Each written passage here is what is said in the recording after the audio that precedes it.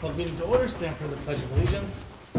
Pledge allegiance to the flag of the United States of America and to the republic for which it stands, one nation, under God, indivisible, with liberty and justice for all.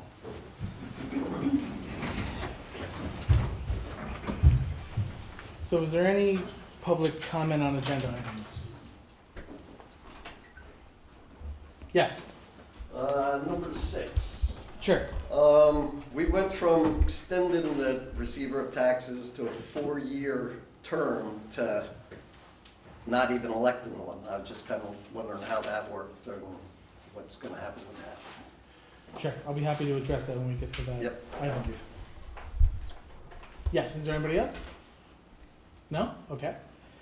So first up, this is I just added this on. This is new, but this kind of comes back to we had a dangerous dog complaint. I believe there's this dog that has been biting people on Main Street, and I believe that the chief and an officer were here, today. I think there was like a dangerous dog proceeding, and so what we're looking for is to have the town's law firm represent us in certain things like dangerous dog proceedings, and there may be some other types of proceedings that we want the town's law firm to represent us in, so that it's not, our police department, this was similar when we had the red flag law, and we asked the town attorney to represent us in that, because we thought that they would be, because especially since I think it gets litigated in state supreme. So there's just certain things that it makes more sense for the town's law firm over the police department to be, because they're attorneys and they're not.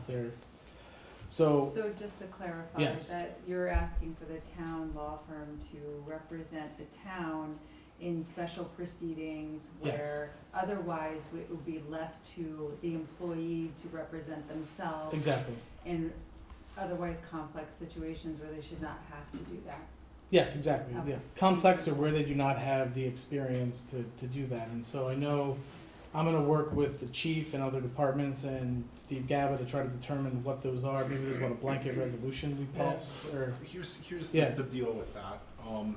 In regard to prosecution of violations, whether Sure. it's a dangerous dog proceeding or it's a code enforcement proceeding, normally what the town board does is take every time it comes up and authorize us on a one-by-one basis to do that. And that's fine. You gotta wait till your meeting in order to adopt a resolution.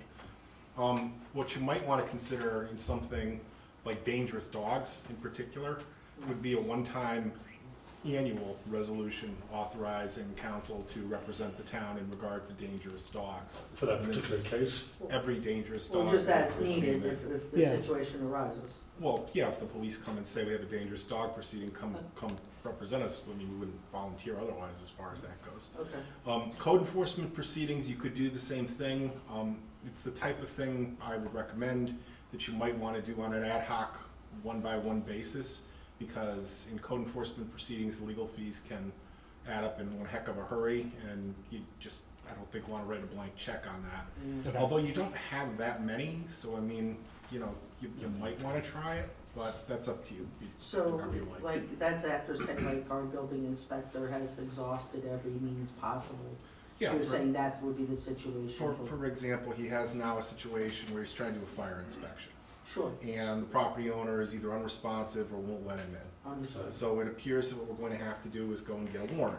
You bring a special proceedings in order to show cause, you go in front of a judge, they give notice to the property owner, and the judge issues a warrant. Hopefully the person relents, lets you in, and you don't have to go that far, but if Sure. not, but we can't just go into court and do that. We would need the board to adopt a resolution authorizing us to bring on the proceeding for the warrant. Okay. So, it's up to you whichever way you want to do it, but that's what we're looking at. Yes. It's also just general dog town code violations, so your dog's loose, unleashed. We write a summons for that under the town code. We have no prosecutor for that other than ourselves.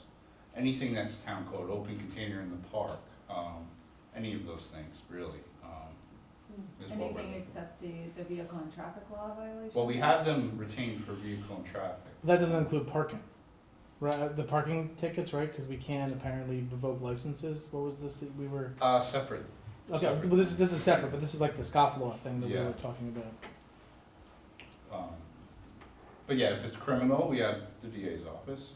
If it's traffic, we have the town attorney retained for that. If it's town code, that's where the gap is. And now with red flag, you also have, Or vote proceedings. but that would be handled by the. We are DA's assisted office. by the district attorney's office on those. Okay. So I'll work with the chief and Josh and put together some draft resolutions. I can have them for next week if you want them, or you can kick the can down the Would road you, to have July. you involved the, I mean, am I asking too much to involve the building inspector and? But we've talked to the building inspector, I'm happy to talk to him again. Oh, okay, no, I'm just making sure he's in the loop as well. Yeah. So, no, thanks, I just need you to clarify Yeah. that. Okay. Yeah, we've already kind of started talking about this Oh. one particular problem property, and look, there are others too, but in this one, we've already sent out 2 or 3 letters, no response, and it's I think we probably all know what this property is, but it's No, getting I- to the point, so anyway, like, the building inspector is aware of this, and I think he would be much appreciated if we had this. Yeah, no, I'm thinking In about, place. he's done a number of violations about maybe cleaning up a property or, hazards that are on the property. I know We're only he's talking about going to court, just going to court, we had, okay. not just writing the violations, that, I mean, you could No, consult. but with if they're not, some if they're not counsel. responsive to them, that's what I'm asking you. If the person doesn't respond and rectify it, that's what I'm asking. Well, if you want to commence an action in court right now, you have to authorize, town board has to authorize it. And we Thank you. represent them. If you want to have, like I say, for the rest of the year, we could do that too. Okay. Okay. You said next week's, I think. Yeah, we'll work offline on this and get something. Right, but with respect to the scofflaws, the dangerous dogs, the accusatories are already filed because you've already written some sort of summons and complaint that's been filed, or no? So, yes, either we observe the violation ourselves, in which case we'll file the complaint, or typically what happens is someone says, I was over here, a dog bit me. Gentleman came and got it. We go to him, he says, oh, dog's not even licensed. We write town code violations, unlicensed dog, harassing dog. We file a complaint, and then it appears in court, and it's on the officer to proceed in court. And it's not really something we're trained to do. Sure. But the dangerous dog is even more complicated. That's, And how common is that? The dangerous dog is pretty uncommon. Previous Chief Hazard did about 2 or 3 in his whole time here. This one happened to come up. So it's not often, but the dog tickets, I don't know if it's something to do with the pandemic, everybody got a dog, but the dogs seem to be, They did, actually. there seem to be more and more and more dog complaints. People just don't license them. And we have town codes on dogs for a reason. And it's hard to, people can get very passionate about them and fight them in court when it comes to their dog, and it'd be nice to have, counsel. Thank you for that. Yep. Thank you.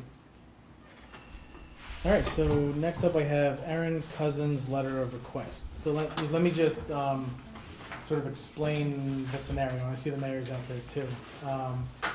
So basically, Erin Cousins, she is a village resident, and she purchased a property, and she's looking to build a house there. And she, I guess due to, I don't know if it's difficulties, or she's just, I'm having a disagreement with the village's, code enforcement officer over certain aspects of the project.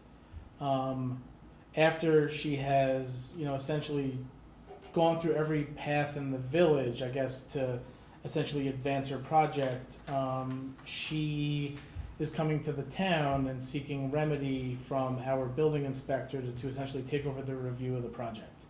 I didn't think this was allowed, but it is, apparently. I spoke to somebody at the Department of State who had reached out to me. I don't know if Aaron or somebody else had the Department of State reach out to me, but I received a call, had a discussion, and the way it would work is that the town would have to basically put an IMA in place with the village for the town's inspector to take over the process. So that that's what she is asking us. You know, at this point, in my mind, I think that we should perhaps, again, I've not spoken to village council. I mean, I have spoken to the mayor about this, and I have spoken to our code enforcement officer, and obviously, Gary is willing to do whatever the town board asks of him as a good employee. But I think that before we jump into this, maybe it makes sense for town council to talk to village council about this before we make a decision. I don't know, I'm not familiar enough with this about the ins and the outs of why we got to this point. I just kind of know and we have this letter, so. Yeah, I think it would be helpful to Yeah. have a better understanding of what the difficulty is. Okay, let me help you out here. I spoke to some people also. So dealers that support this building, she's renovating the building. The building is so demolished, decayed, that it brought it down to foundation. Now they want to build a new building on an old foundation. That's called new structure. It's by New York State Code. New York State Code is home rule. I feel that town board should not intervene with the respect and professionalism of the village building inspector. And I think we shouldn't be entertaining this. That's my feeling about it. I think that the danger in this is that we're interfering with the proceedings of another municipality. They have their building inspector, that they have their code, and I think as a town board, I'm sorry that the situation's happening, but you have to respect the professional that works on behalf of the village. And I'm not comfortable doing this at all, because it could be something that we could open up, I think, to even more. And I see the look in their eyes, and I think they have a sense of that. So I'd like to, Yeah, the one thing I feel is causing some violation issues, but I believe this gentleman is following is the code to the T. He's very much like Can I a ask the professional mayor by a the letter of the rule. So yes. question? May I ask the mayor a question? Yes, ma'am. Sure. I just want to be sure, I'm sure that the individual has come to you, you tried to address it, and you followed the zoning guidelines and the building codes, and you came back with an answer, am I correct? Yes, Councilwoman, what ended up happening was, and we want this project to go forward. It's an old house on Shore Road, very small house, and when they went in to do a renovation, they realized that the foundation was compromised. They had to take the entire house down. That changed it not by village code, but by New York State Code. So New York State Code says now you have to proceed with a new build. That slows things down, that adds a lot of things on. My heart goes out to them. I want them to do this because the house was empty for many, many years. They're trying to do the right thing, and they want this to be their forever home. But the code, again, it's not village code. It's New York State Code that requires this. Now, there might be some subjectivity and discernment and judgment involved in it, but I've been through this for months and months and months with Ms. Cousins, her attorneys, our code enforcement officer, Deputy Mayor Kane, who's an attorney, who's looked at this, and our counsel. So that's where we're at with this. But obviously the procedure has to go forward, and if there is some remedy or relief here, it's appropriate. So before we I don't think it's appropriate for us just to vote on this tonight and say no. I think that we need to figure, there may be a certain way we have to turn this down, or maybe it's just a matter of next week we,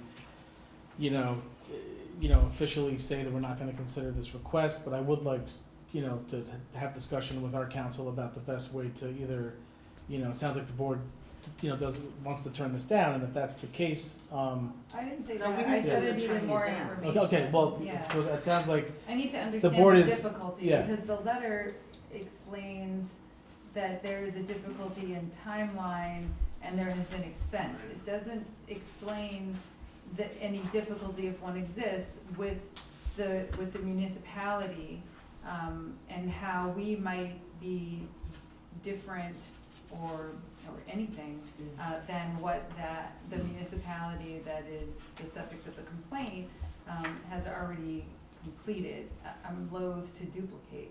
So I'd love to know how we would be any different, And this letter, I'm sure it was just an introductory letter to get on the agenda, so I understand why it's not more fleshed out, but I don't have any information other than it's been a difficulty, so I don't know what the difficulty is. So then in terms of moving forward, would you like me to set up a meeting with Ms. Cousins and any board members that would like to talk to Ms. Cousins? And how would we like to proceed and get additional information?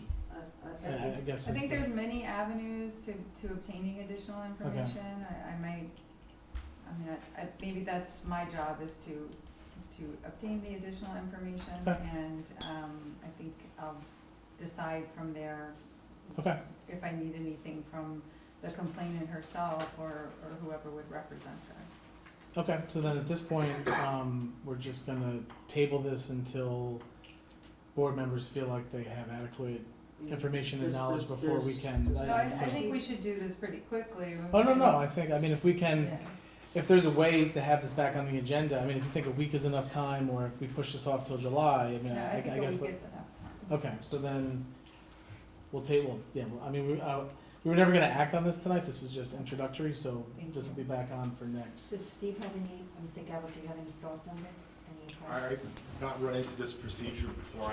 I've seen situations, and I think we did it with the village once before, actually. We had an IMA for the building inspector to assist there. But to take over like this, I just don't know anything about it, so. They didn't That have was when our a, building inspector was. yeah, it was, I mean, and we've had this where we've not had a building inspector, and they've not, and we've had IMAs, but This is definitely. I think the one we currently had is expired, yeah. Absence of resource resource, yes, I That's mean, that is one way you're definitely- allowed to. Okay, It's unique. all right, next I have, let me just pull this document up. So, we have a letter from Matthew Hasseltine. So I guess I'm gonna let you just, talk to the town board about what you're seeking here. It sounds like you got a presentation. We do. We'll Okay. we'll keep it short. Okay.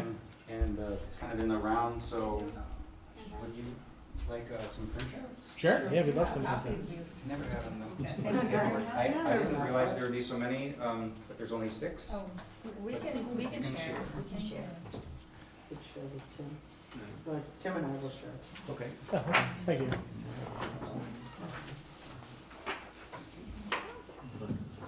Yeah, we'll share. Thank you so much. Okay. So we're gonna start with a quick story, Sure. brief story, then we'll introduce ourselves, and then we'll get into some quick details. And I don't know, which way should I face? Why don't you face us? Face you Yeah, guys? yeah, just 'cause, yeah. Okay. In 1973, the residents along Mineral Springs Road put together a petition, and this is to reduce the speed limit on Mineral Springs Road between Angola and the Woodbury town line. They wanted to reduce it to 40 miles an hour. I think at the time it was 55 miles an hour. The town agreed, they drew up a resolution. Supervisor William Graham, I want to explain Sure. kind of share the sentiment that was involved, probably more than the fact of that they did this. So in your printouts, you can see, I'll just read. Every resident now living in the area and those to come are in jeopardy with speeding vehicles. Therefore, every consideration of your office to expedite an investigation of this area will be most appreciated by the residents of our town. The other 2 highlights are further discussions or requests about reducing the speed limit for the overall town, and then statewide. They mentioned it would be nice if the towns could take control of the speed limits instead of the statewide 55-mile-an-hour speed limit. And this is a telling sentence here. Too many of our streets do not lend themselves to the legal state limit. And here's the TE9 from that process back in 1973. One second. Albany responded. They kind of rejected the idea. However, they'll gladly revisit the matter should significant changes occur. Fast forward to 1996. The town went through the process again. They wrote the petition, submitted everything, and there's a nice note here from the clerk trying to get the county to be a little faster with their paperwork. Sure. I trust everything is in order and that this request will be acted upon as soon as possible, as many irate residents have visited my office requesting that something be done about a speed limit in that area of Mineral Springs Road. So that kind of shares the sentiment. We're here to find out if that We want still to know exists. if the town still may consider it in the same way as 20 years ago, 40 years ago. So my name is Matthew Hasseltine.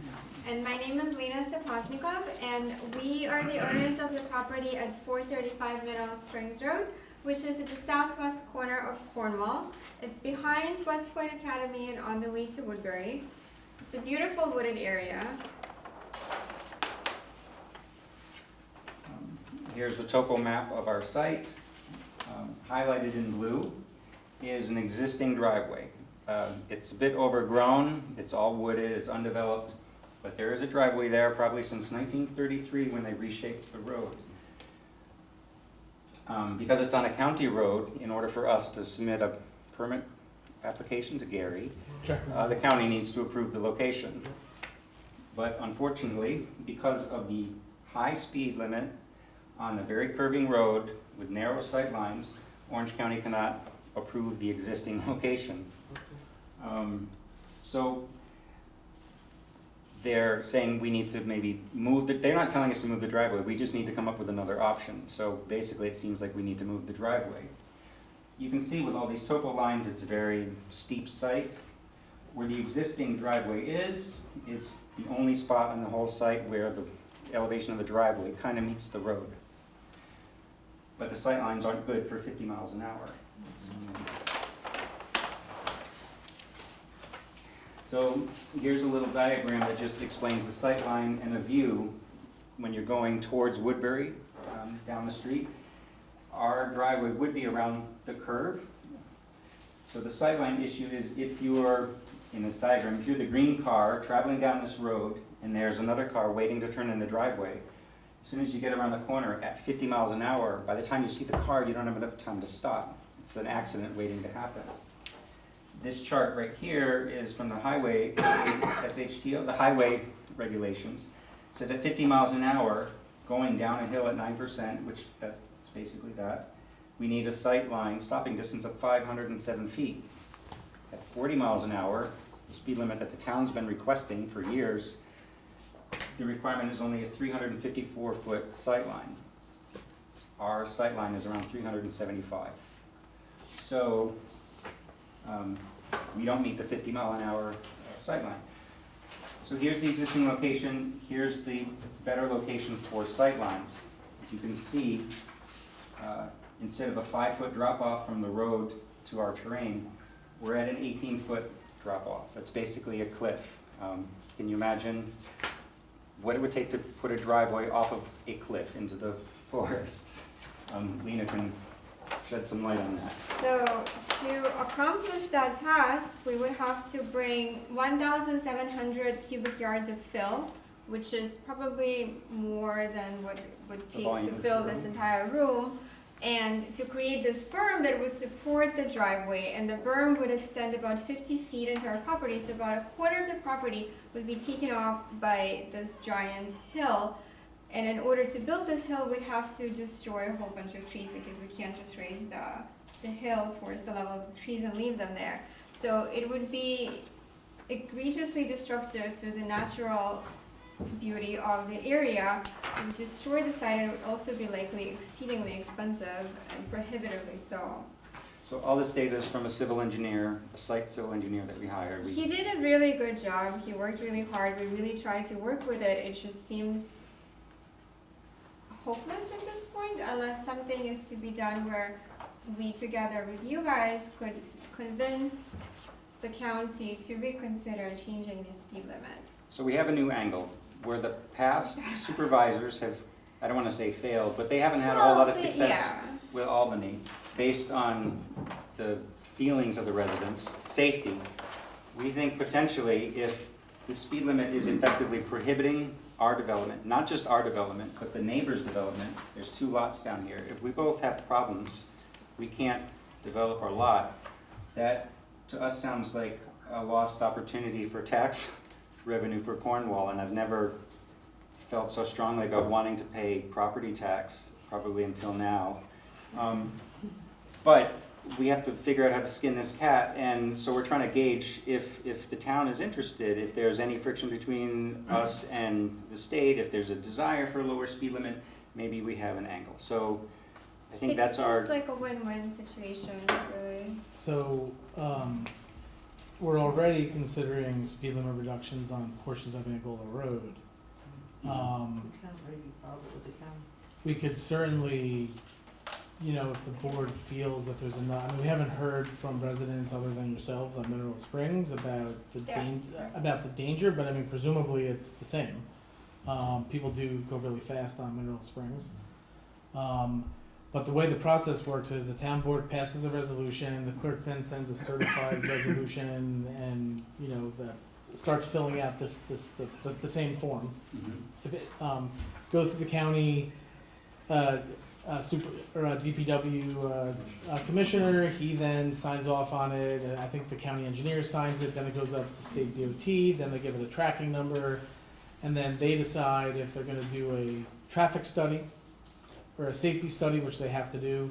In the past, the town was responsible for doing it, but now it's good. Well, I mean, I guess in some ways it's good and it's bad, because if the state decides that they're not gonna do a traffic study because they don't want to expend the resources because they don't think it's worth it, then they're not gonna do it and they'll just reject it. If Understood. they decide that they are gonna do the traffic study and they are gonna consider it, then, and I know that they just, we got a tracking number for the Angola Road one, maybe a month ago Yeah. or so that one's in the process. So, I mean, I would think that if the Angola Road was gonna get approved, this would be a good signal for Mineral Springs. So, I mean, Were you able to find out what happened ultimately with the 1996 request? yeah, I was wondering about that. Because there's no, There is. no We have- annotations. There, in the agenda online, I noticed that the letter we sent is on there. If you scroll down, these documents are in there. They're not highlighted, but towards the end, there is the response. Oh, okay.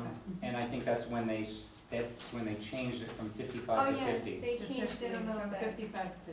Okay. I'm not sure it's, maybe it was let's give them a little bit, but Right. not give them It was everything. Yeah. They didn't get it. I also tried to find out where they did the traffic study. My sense is that this traffic study would give them the results that would support whatever they're looking to achieve with their agenda. So I doubt the traffic study was where, it's very curvy and it's quite dangerous in that one part. So I'm sure, I'd imagine it was done on a straightaway somewhere where it might justify the 50 miles an hour. Is there any caution signs that tell you to There's slow down in No, this area? no, and so when you're standing in the site where the county recommends building the driveway, if you're standing at the bottom and you feel the truck go by, in no way does that feel safe. So logistically, this is where the driveway is recommended to be placed. But living there and knowing that that area will be open and the cars or trucks with large loads might be dashing by, it does not feel good knowing that they could potentially end up in our site. Because there's you'd not gonna be be removing a guardrail. guardrail where one is kind of essential for that high speed. And there are some bumps in that area. So there's an existing guide rail in that area, and that's where the county wants you to put the. Well, it can be open They'll take it down, theoretically, but it doesn't, if you're there and you feel the cars go by, it doesn't seem like the right thing to do, even in that spot, at that speed limit. How large is your property? How big is the site? How big? 3.2 acres. 3.2 acres? And where's the nearest crossroad? Where that other property? If you cross into Woodbury, there's a right turn. It's Well, they call it traffic. Yep. So how far in from Troutbrook would you say? Quarter mile, half mile, Probably a quarter mile. quarter mile? Towards Woodbury? And towards Woodbury, yeah, right across the I line, know. there's the Whispering Spring Estate. And So then, this is on the property on the right-hand side of Mineral Springs? If you're going down the road towards Woodbury, we'd be on the left side. On down the the side, left. right before West Point. Yeah. We're right behind West Point, so we're sharing property line with West Point. Okay. In between Old Mineral and Truck Brook. Mm-hmm. Okay. Right, exactly. Yeah, the trail is there. I don't know where it It's really pretty. is. Yes, it is. Wouldn't want to put a driveway the size of a pyramid in the middle of the nice wooded area. So when is the last correspondence or communication that you've had with the county? We've gone back with the county a number of times, and we've also gone back and forth with Gary a number of times. We've been doing this for 2 years, and we're trying to do everything that everybody recommends, and nobody's recommended pursuing a speed limit change. Was it something? Across the board, our engineers, Gary, the county, we've had meetings with the commissioner for Orange County, and it always seems to steer away. But as soon as we started realizing the town has maybe been wanting this for a long time, and whenever we try to satisfy, like we're hiring engineers, we have the whole site surveyed, just to try to do maybe what to us seems impossible. We're willing to learn and come up with a new, we'll change. But the more we try to do that, the less feasible it seems. So that's why we're here today. No, my question is like, when was the most recent communication that you've had? Because the county has been involved on some of the county roads, in Gold Road especially, and because we've also had issues on safety, we've had cars that come down into people's yards. Right. So I'm saying the opportunity for you to reach out to the county Again, okay. is prime. We I really should, do, it's okay. on their radar. Okay. I've spoken with Anthony and Anthony who? Trucchian. Yeah. Patowski? Patowski? Trucchian? Turkey.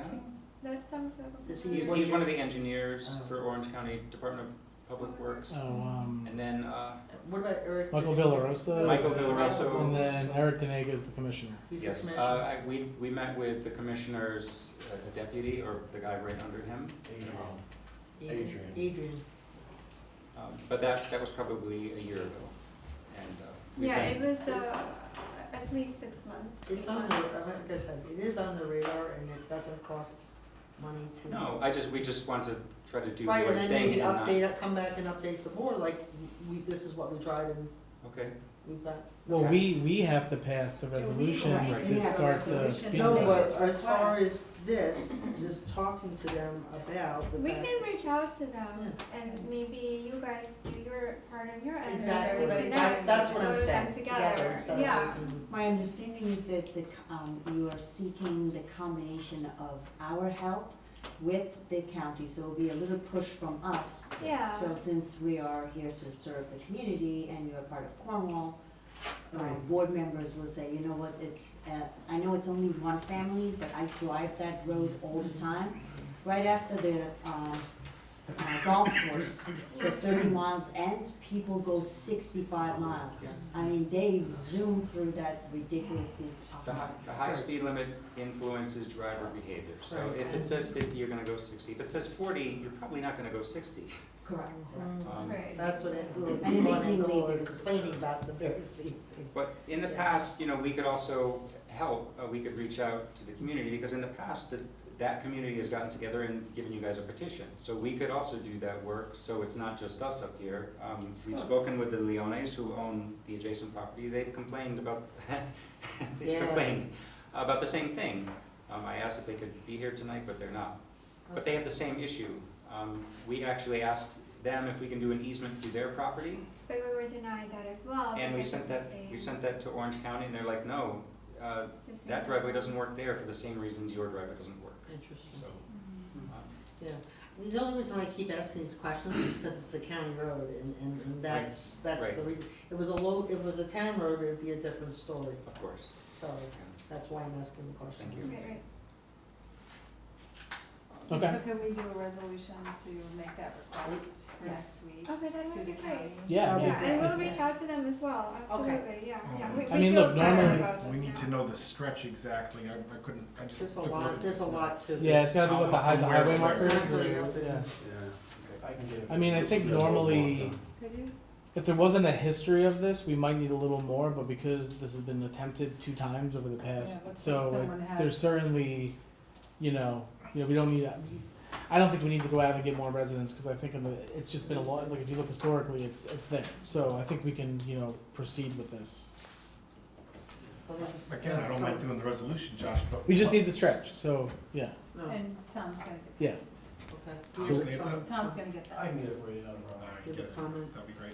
And they have done 2 years of work. I think that it says Yeah. a lot. No, And and this the is the first time presentation we're seeing was- you, so. We Yeah, we tried to should- come we to you did with everything we can. something, so we Oh, I wanted appreciate to, it. yeah. Thank you. This Otherwise has it been would- very Okay. comprehensive and informative. No comment, I mean, they've called our office, I've been in touch with Adrian, it's really, it's out of our and the county's hands, it's gonna come down to the state's decision, and then we'll go from Oh, there. yeah, okay. You- Josh? Yeah, but Last year, the governor signed a law in August authorizing municipalities to set speed limits to reduce accidents. It doesn't Increase cover it. us, though. Pardon me? I said it doesn't cover us. We actually It's looked a at this. county road anyway. We couldn't It's do a- it. it's Yeah. It's still in the town, but the county road, it belongs to. I understand, I've had this same issue in a road in Holland Falls where the DOT overrides, and they're very arbitrary about it.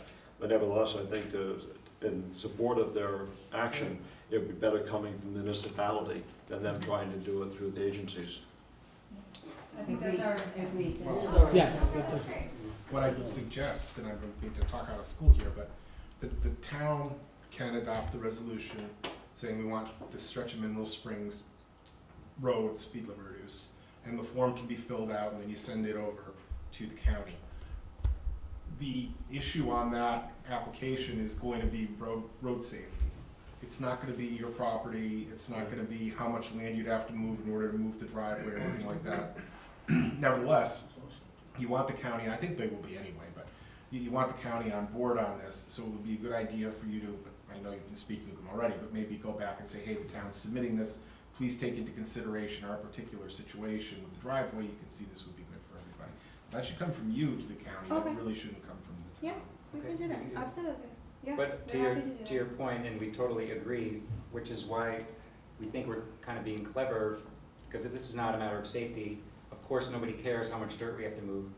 But if this is the thing that's stopping Cornwall from collecting additional revenue because the people that own the properties can't build, that's no bueno? You think viscerally that would be, but I mean, it's no, not, it's two houses. it's not gonna be on this, it's gonna be road safety from the town's aspect. That's- Again, I think the county's gonna go along anyway, just because the Yeah. town requested, has it requested. yeah, it really just comes down to what But the if you state wanna, wants. you know, It's- make things a little bit more certain, it couldn't hurt to contact them. Okay, Thank yeah, you very yeah, much. yeah, thank you so much. Thank you. for coming. Thank you for coming. Okay, so next up we have two local laws. One is to make to change terms of office for town supervisor and for town clerk, and to schedule a public hearing. And so, you know, look, we spoke about this, what, a month ago? And, you know, as far as, look, I happen to think it's, you know, one, it's good government. It allows for municipal executives and leaders to learn the job, gain experience, and to complete important projects and initiatives.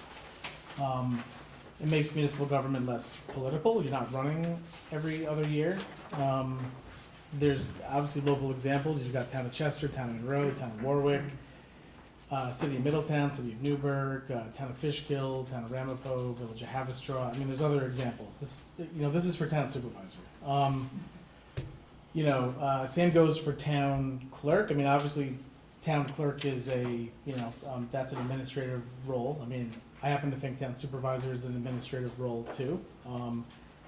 But, I think now's the time to do this, if we're gonna do it. I would at least like, to send this to a public hearing and let, the public, comment on this, and if, the public is for this, then, they'll let us know. If not, then we, have a decision to make as well. But that's the clerk, that's the supervisor. I know the board has different feelings on this, so I think, let's just, kind of go around and, hear from the board members. Unless, you feel like you've said everything you need to say at the previous meeting, et cetera, but. I'll come right out and publicly say it. I'm in dissent of this. I see this differently. I see this as self-serving. As a candidate and as an elected official, I know what the terms are when I get involved, and it's my decision whether to run or not. So I will not be voting in favor of this. Okay, so that is for clerk and supervisor, or both? I'm going to say both. Okay. Tim? I personally myself, I want to see this separated. I don't want to see it on the same I don't package, think the so. same line. Oh, well, it currently is separated. Uh, There's two separate, there's one for each. Okay. So it's not, So after much thought and stuff, I'm definitely for the town clerk at the town clerk for 4 years. sure. Town supervisor, we had some history, bad history, not recent history, but bad history in the past, where I just think that, I don't want to repeat history, and I want to be for the town supervisor going for 4 years. Sure. Okay. Brookshire? I would like to support the idea of turning this to 4-year term, and my reason is primarily because campaigning takes time, and I think that time could be saved and reserved to work on the town municipality problems or solving residents, that I am for. I'm voting yes for both clerk and supervisor. Karen? So like I said last month, I'm very much in favor of the town clerk becoming a 4-year position. This position is the only one other than supervisor that remains in a 2-year rotation, and I think that it makes a lot of sense to put the town clerk, who doesn't exercise discretion in her function, she or he, whoever's in the position, follows the rules and make sure everyone else is following the rules. So, not to take away from the skilled position that the supervisor is, it is a skilled position that requires a learning curve, and I think if that rotated every 2 years, even though historically it does not, if that rotated every 2 years and it was a different person all the time, I think we'd have a real difficulty in the town, so I'd like to see that go to 4 years. On the supervisor, I made comments last month about my thoughts about how Albany's interplay with our election cycles have affected my viewpoint on this particular issue. But in thinking more about the role of the supervisor in the intervening weeks, I think that the 2-year term is very appropriate for some of the reasons that Tim has already stated, so I won't restate them.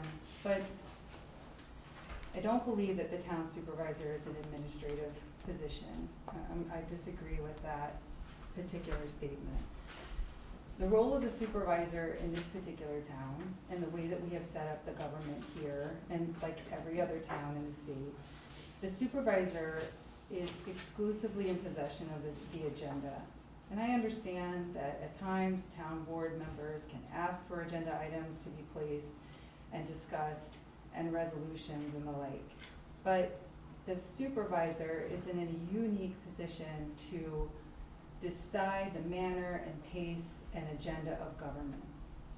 If in the future a supervisor is elected who turns out to be wholly unqualified to fulfill this role, we're in a real predicament. And I understand that the supervisor also holds a vote, only one of 5. But in this dual executive and legislative role that you occupy as the supervisor, not you, Josh, but a person who is in this role occupies, it is incredibly important that that particular position be occupied by a very competent individual who can control both sides of that government, both engage in the legislative process in voting for enactment of laws and passing resolutions and deciding matters of budget and all of the things that we understand the legislative branch to encompass. But the supervisor also engages in executive branch functions, the running of the town, the day-to-day operations, the enforcement, the law enforcement aspect. And so because of that dual role, and because it is so powerful in our town, I believe that the 2-year term is is where we should remain. I mean, look, obviously I disagree. I've made my case.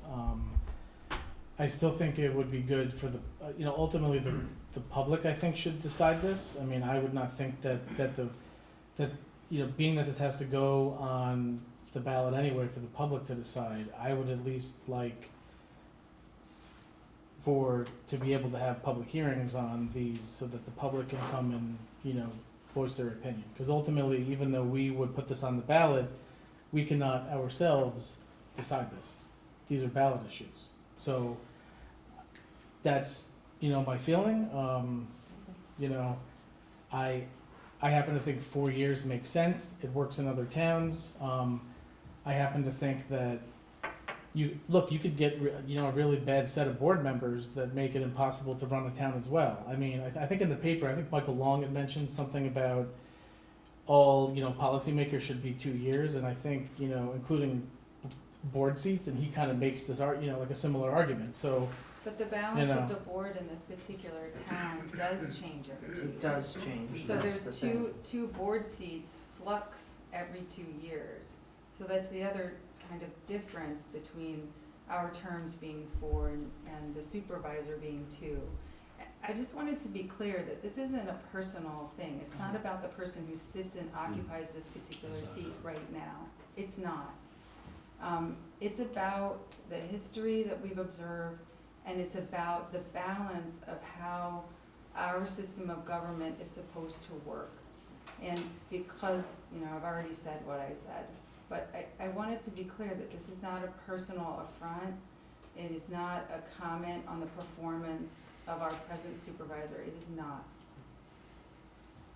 I also want to add one more sentence to my comment.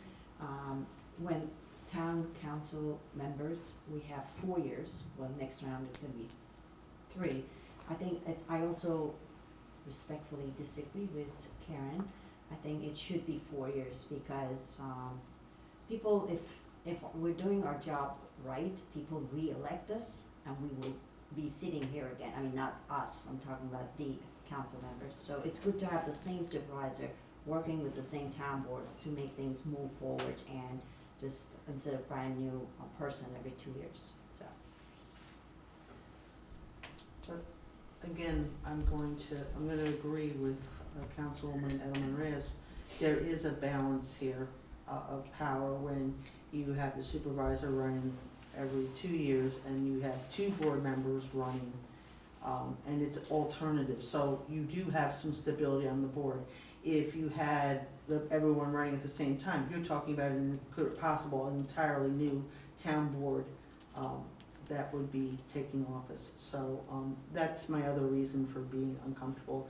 And again, ethically, I just feel, since I am one of the people that are going to be running, I do not want to change the terms of the office. I feel, even for myself, it would be self-serving. All right, you want to make a motion? No, these will be on next week for votes, but, so next up, resolution on term limits. So obviously, what we're gonna have to figure out here is the way it's currently written is it's basically I think I changed it to 3 4-year terms.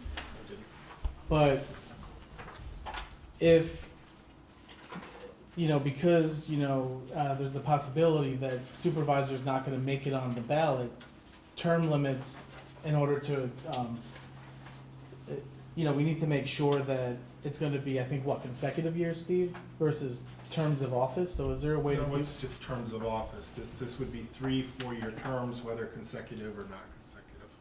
But let's say we're not gonna get supervisor to 4 years, so then it needs to be 6, so let's say we're gonna go with 12 total years of office for supervisor, or 16, whatever we would determine. We'll have to do a separate section for supervisor if you're gonna have different terms. Same law, just different section on it. So I would think that if we're gonna do term limits, I guess, what's the appropriate amount for the town board and what's the appropriate amount for supervisor? Is it 12, is it 16, is it 8? I happen to think 8. 8, just like the United States president, just 8, so I think 2 rounds. For councilman?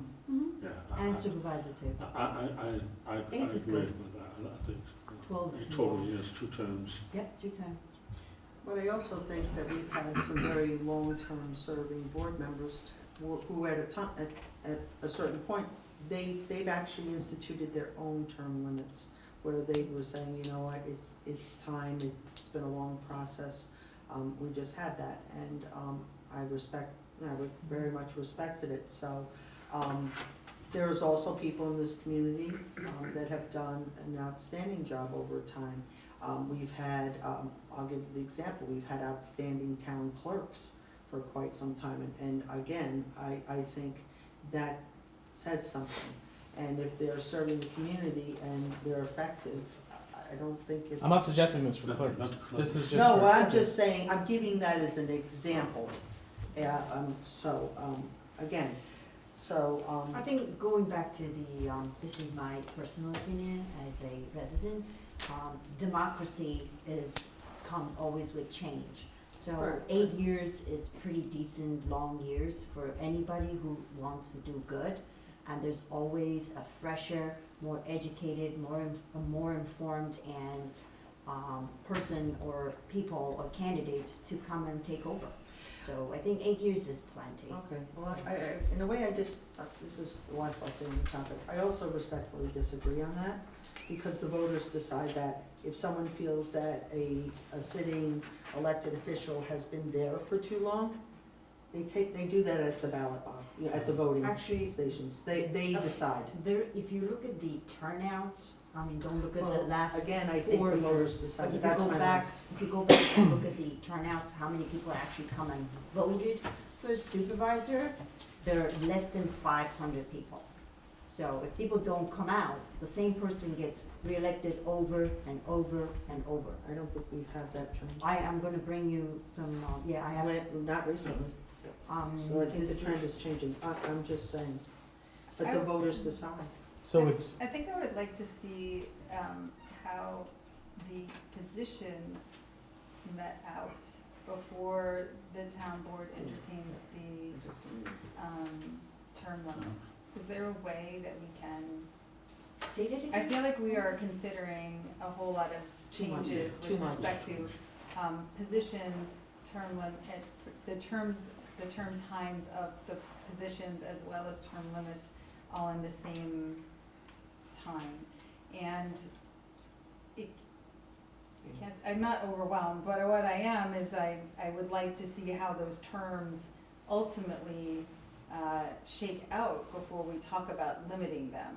I mean, just like you proposed, is you don't even know how to do the years yet with the terms, because we don't know how that's going to shake out with respect to supervisors. well, I'm So more talking that's- about getting it on the ballot.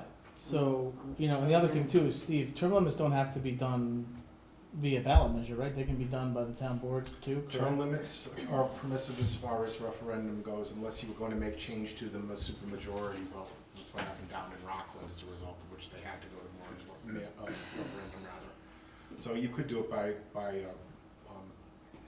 simple local law without putting it on the ballot, but something like term limits, I mean, No, I just want the board to know the options, so there are, that's an option There's too. also, what I'm asking for is the option to consider it after the issues of the supervisor term and the town clerk term have been resolved by the board and sent in whatever direction is the decision, and then take up. So if we have time, so Steve, if we, we're gonna run up with the board of election timeline, so as long If you as can we. get it in for August, you're going to be okay. Now, July is coming up, so I mean, you'd have to introduce the law and decide your term limits in July, introduce, if you're so inclined, the term limits law in July, hold a public hearing in August, and adopt it in August. I think you could just get in under the wire with term limits if that's the way you wanted to do Or it. because it's been this way for, I don't even know how many years, we could wait until next year. You could. Right. Yeah, I mean, There's a well, lot of moving parts. I know from myself that these move together. I'm not considering 4-year terms or anything else unless these move together. So I mean, obviously, the board can feel a different way, but I mean, I do plan on calling a vote on term limits this year. So that is, yeah, I feel like that will happen this year. So, we can either, wait to see how clerk and supervisor 4-year terms play out. But it's gonna be Decide key how that you we know wanna the time. redraft this if you're gonna put it on. Yeah, no, we do need to redraft it. So, I think you had said 8 and you said 8. This is a really wonderful example of how this town supervisor drives the agenda. Exactly. So you had said 8, correct?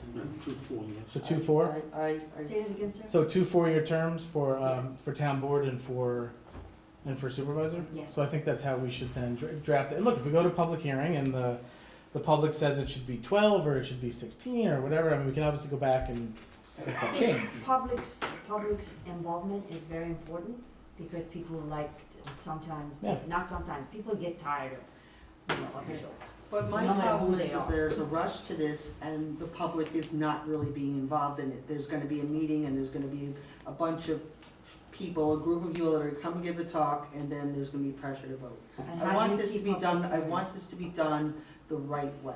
And I'm not comfortable with this rush. I mean, look, I think 3 months is plenty of time to. I think we've just, I think. So how many people, Miss Councilwoman, would you like to see in the room that It's not about the satisfies? audience, it's the fact that there are people that are probably just gonna hear about this tonight, and hopefully there's gonna be a conversation, but we're going to do this, we're gonna rush this next week?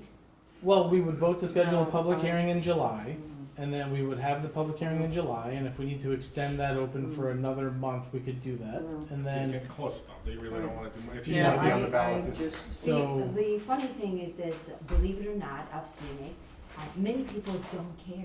They don't care. They never watch these videos. People It's to a The clear people, view. I said some people, many people, they're very occupied with their lives and they don't care to show up or not. You just said that, just a bunch of people just show up. I would say the whole room will fill up if we're asking people to come and help us choose whether it's 12 years, 8 years, or, I don't know, 16 years. I think it's good to get the public involved. okay, 3 so, people, 4 people should not decide for the whole town. I think public's presence Well, is in very a important. way, that is what we're charged to do. That's what government does. Well, I think it just, in terms of the term Yes. limits, the way it's written right now, I think that, back to my first point, it's very difficult to put this out Yes, for I a agree. public hearing when we don't know what the terms are if you're going to make term limits. You make term limits, people should be able to understand what those terms actually are. well, I think we do. I mean, it sounds like there's not support on the board for a 4-year supervisor term, so I'm already kind of discounting that. And the clerk's not being included in this, so really the only thing we're considering is how many years for the town board and town supervisor to have. It's not, So then the supervisor should be written in years and not terms, It something would be like that? four 2-year terms as opposed so to. like 4 2-year terms, or 6 2-year terms, or 8 2-year terms. I mean, it sounds like we already know, because the board here is pretty much 3-2, says they don't support 4-year terms for supervisor.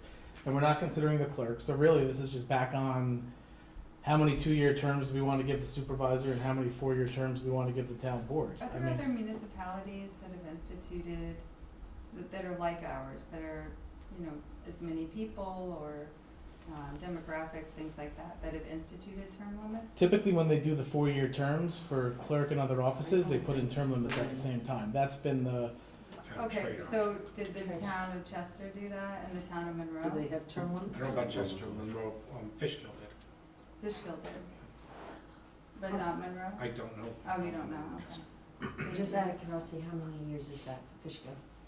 4, okay. so yeah, I mean, I think however we write it, it's gotta be obviously the 2 years for supervisor and the 4 years for the town board. So we'll have to write it the correct way. Okay. So that's term limits. Then we have receiver of taxes. Let me just sort of, get into this a little bit, because I don't know that the board sort of has the full. So basically, if we go back, let's go back to, I'm trying to think, 2020 or 2021.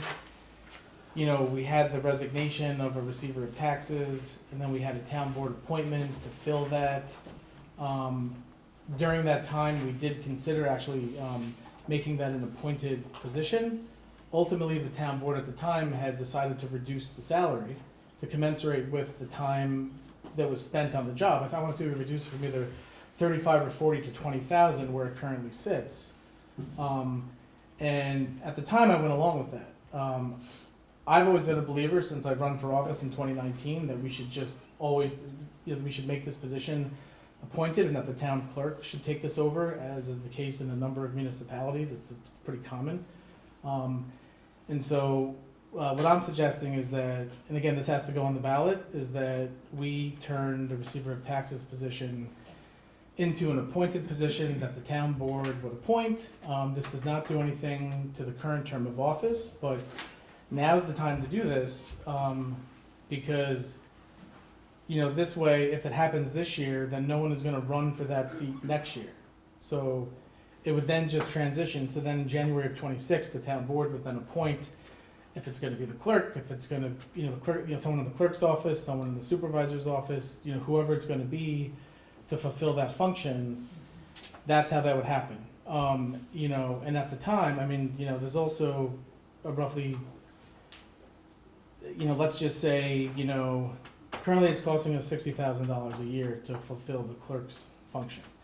If it goes to another office, You mean tax receiver? yes, that's how much it is costing us. $60,000 a year. And Yeah, couple of things. One, the receiver of taxes is a 4-year term, not 2-year term. She filled in for a 2-year position for basically 2 years.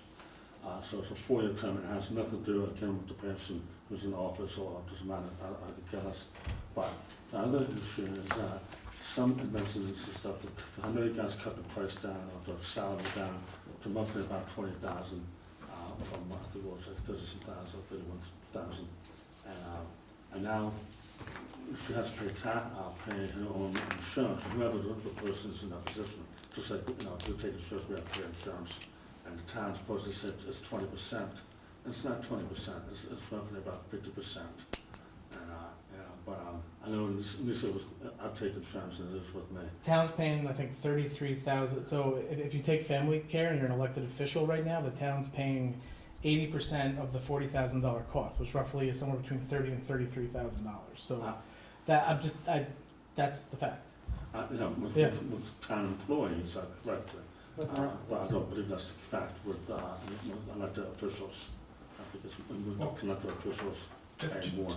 Just to be clear on, you make a good point, Ken, but this local law, the one that you have before you, it provides that the receiver of taxes will be an appointed position, doesn't abolish the office of receiver of taxes. Can't eliminate it. It provides that for the appointed position, there's not going to be any term of office. It's not going to be 2 years, it's not going to be 4 years. The appointed receiver of taxes will serve at the pleasure of the town board. And then there's another provision, the final provision, which says the town board may by resolution consolidate or join the position of receiver of taxes with the office of any other legally compatible town official, which would probably be the clerk, if you want to do that. All this does is authorize you to do that. So this local law would make it an appointed position. It would say the appointed position isn't for a set term, and then if you'll want to, it'll be a conversation to have later on. You can talk about consolidating the offices. This local law doesn't consolidate. It doesn't get rid of those receiver of taxes or consolidate it with anything. Yeah, I'm not proposing that. I'm just proposing to make it appointed and then give the town board discretion to move that function over to, another office that has 3 full-time employees in it that should be able to pick up that responsibility. And so the first time that such an appointment would occur would be either at the end of 27 or the beginning of 28? Well, whatever the end of the term, the current term of office of the receiver of taxes is. December it's next 31 year. of 2027. Yeah, the That's receiver's, when your term. receiver's 2 years, Tim. I have the notice from Orange County Board of Elections. I checked into it, it's a 4-year term. Yeah, they told me it was 4 years. Well, unless the, Done. No, it's because she had 2 years left of the term. It was to fill the vacancy because I the thought it was 2 years. receiver They of told me taxes, 4. okay. it's a 4-year term. So that's Billy told me. what was unique about the time. I mean, that's what- But this still goes through the end of 25. So either way, it would still be, so in 25, whoever is running would be running for a new 4-year term, whatever it is. Her term runs out at the same time. This is the time to do it, so that you're not gonna have somebody file petitions, go through the whole process. Like, now would be the time to do it.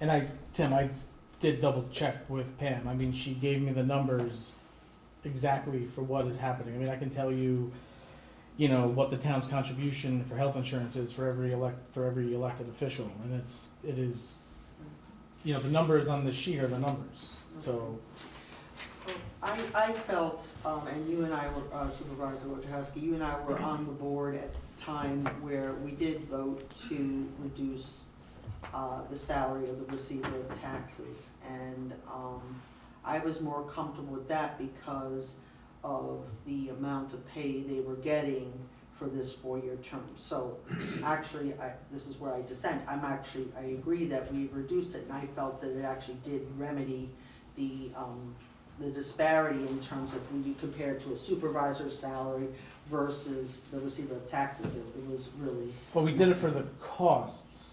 We didn't do it for disparity. We did it because Well, of the, there because was of a the cost. disparity in terms of. But we've now eliminated, I'm just saying, if I look at the numbers, we've eliminated whatever savings we had from doing that and the reasoning behind it. Because someone opted in for insurance, I'm- and I'm- that's what you're. What I'm saying is They're that paying the for it. costs are the costs. Yeah, but they. To Right, the- but in order, if you're an elected official or you're an employee of the town, it is a benefit it is part of the benefit package to offer health insurance, right? Right. And then there's a proportionality for contribution. I don't take anything, but other people do, and that is the necessity of their life and their family. And I don't know that you can reevaluate the office based on its costs, based on the individual that occupies the Oh, no, it's not seat. individual. I mean, I'm saying if we're looking at, But you just said that that's what you did. I looked at a cost comparison going back to 2019, and I looked at the numbers purely, and this is what it is costing us, and I think we would get better efficiencies out of doing this. And at the end of the day, look, an office, this is an elected office. This does not belong to an individual. And so we have to consider what's in the best interest of taxpayers, Right. not individuals. Right, And that is how we have to look at You're evaluating this. it because a particular individual holds the I'm- office I'm and looking is at- taking health insurance. I'm purely looking at costs. That is not, you're not looking at I'm it in purely- a fair way. I'm purely looking at You are costs. attacking someone for I don't think so. taking health insurance, I'm where you purely, had no problem reducing the salary. That's all fine. I'm not gonna reevaluate what the board did years ago, but I think it is completely inappropriate to reevaluate a particular employee or elected official or anyone that works for this town, reevaluate the cost that they bear to this town based upon an election of a benefit provided to everyone, and in this case, it's health insurance. That's wrong. All right, may I add my Yeah. 2 cents here? Usually where I work actually with my job, if you have a part-time positions, you do not get benefits, health insurance, or anything else. That's. we have part-time I mean, employees in this full- town that do not get health insurance, but yet we extend full family coverage to part-time and less than part-time elected Judge, officials. And What's the perhaps fairness that's in that? something we I can was not finished. reconsider. I But was I not also finished. think they pay into, they pay. Okay. I was not finished, by the way. Oh, Sorry. we apologize. So now I can't remember what I was gonna say. All right, You said part-time. You're so. part-time, you don't Yes, get benefits. the receiver of the taxes position works basically, to my understanding, and I did do some research, 3 months of the year, she or he is very busy, and the rest of the year is pretty, quiet.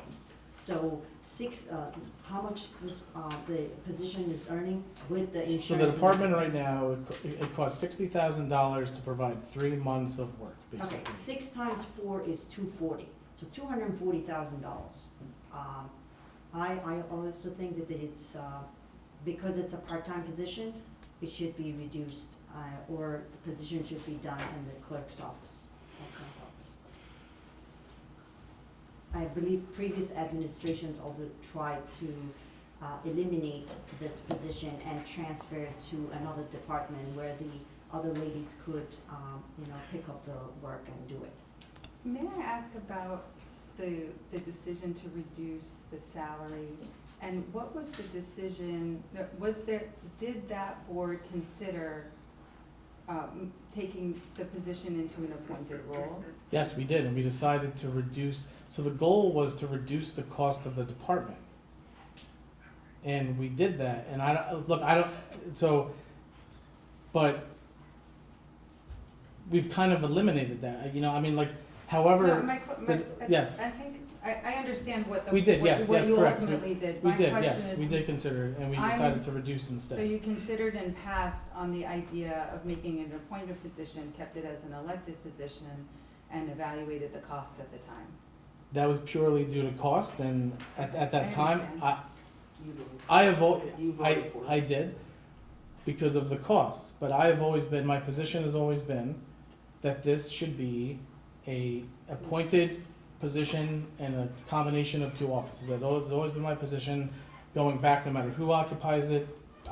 I just think that it is one of those positions that we should have some, combination of offices here. That has always been my position going back to 2019. What year was it that the salary was reduced and the office was maintained as an elected position? I believe, 22? no. It was like 21, I believe it was 20. It 2021. was 2021. During the pandemic, we had some switching around because things just changed and, Sure. so it was in 2021. Okay, we had thank done you, that helps me. Yes.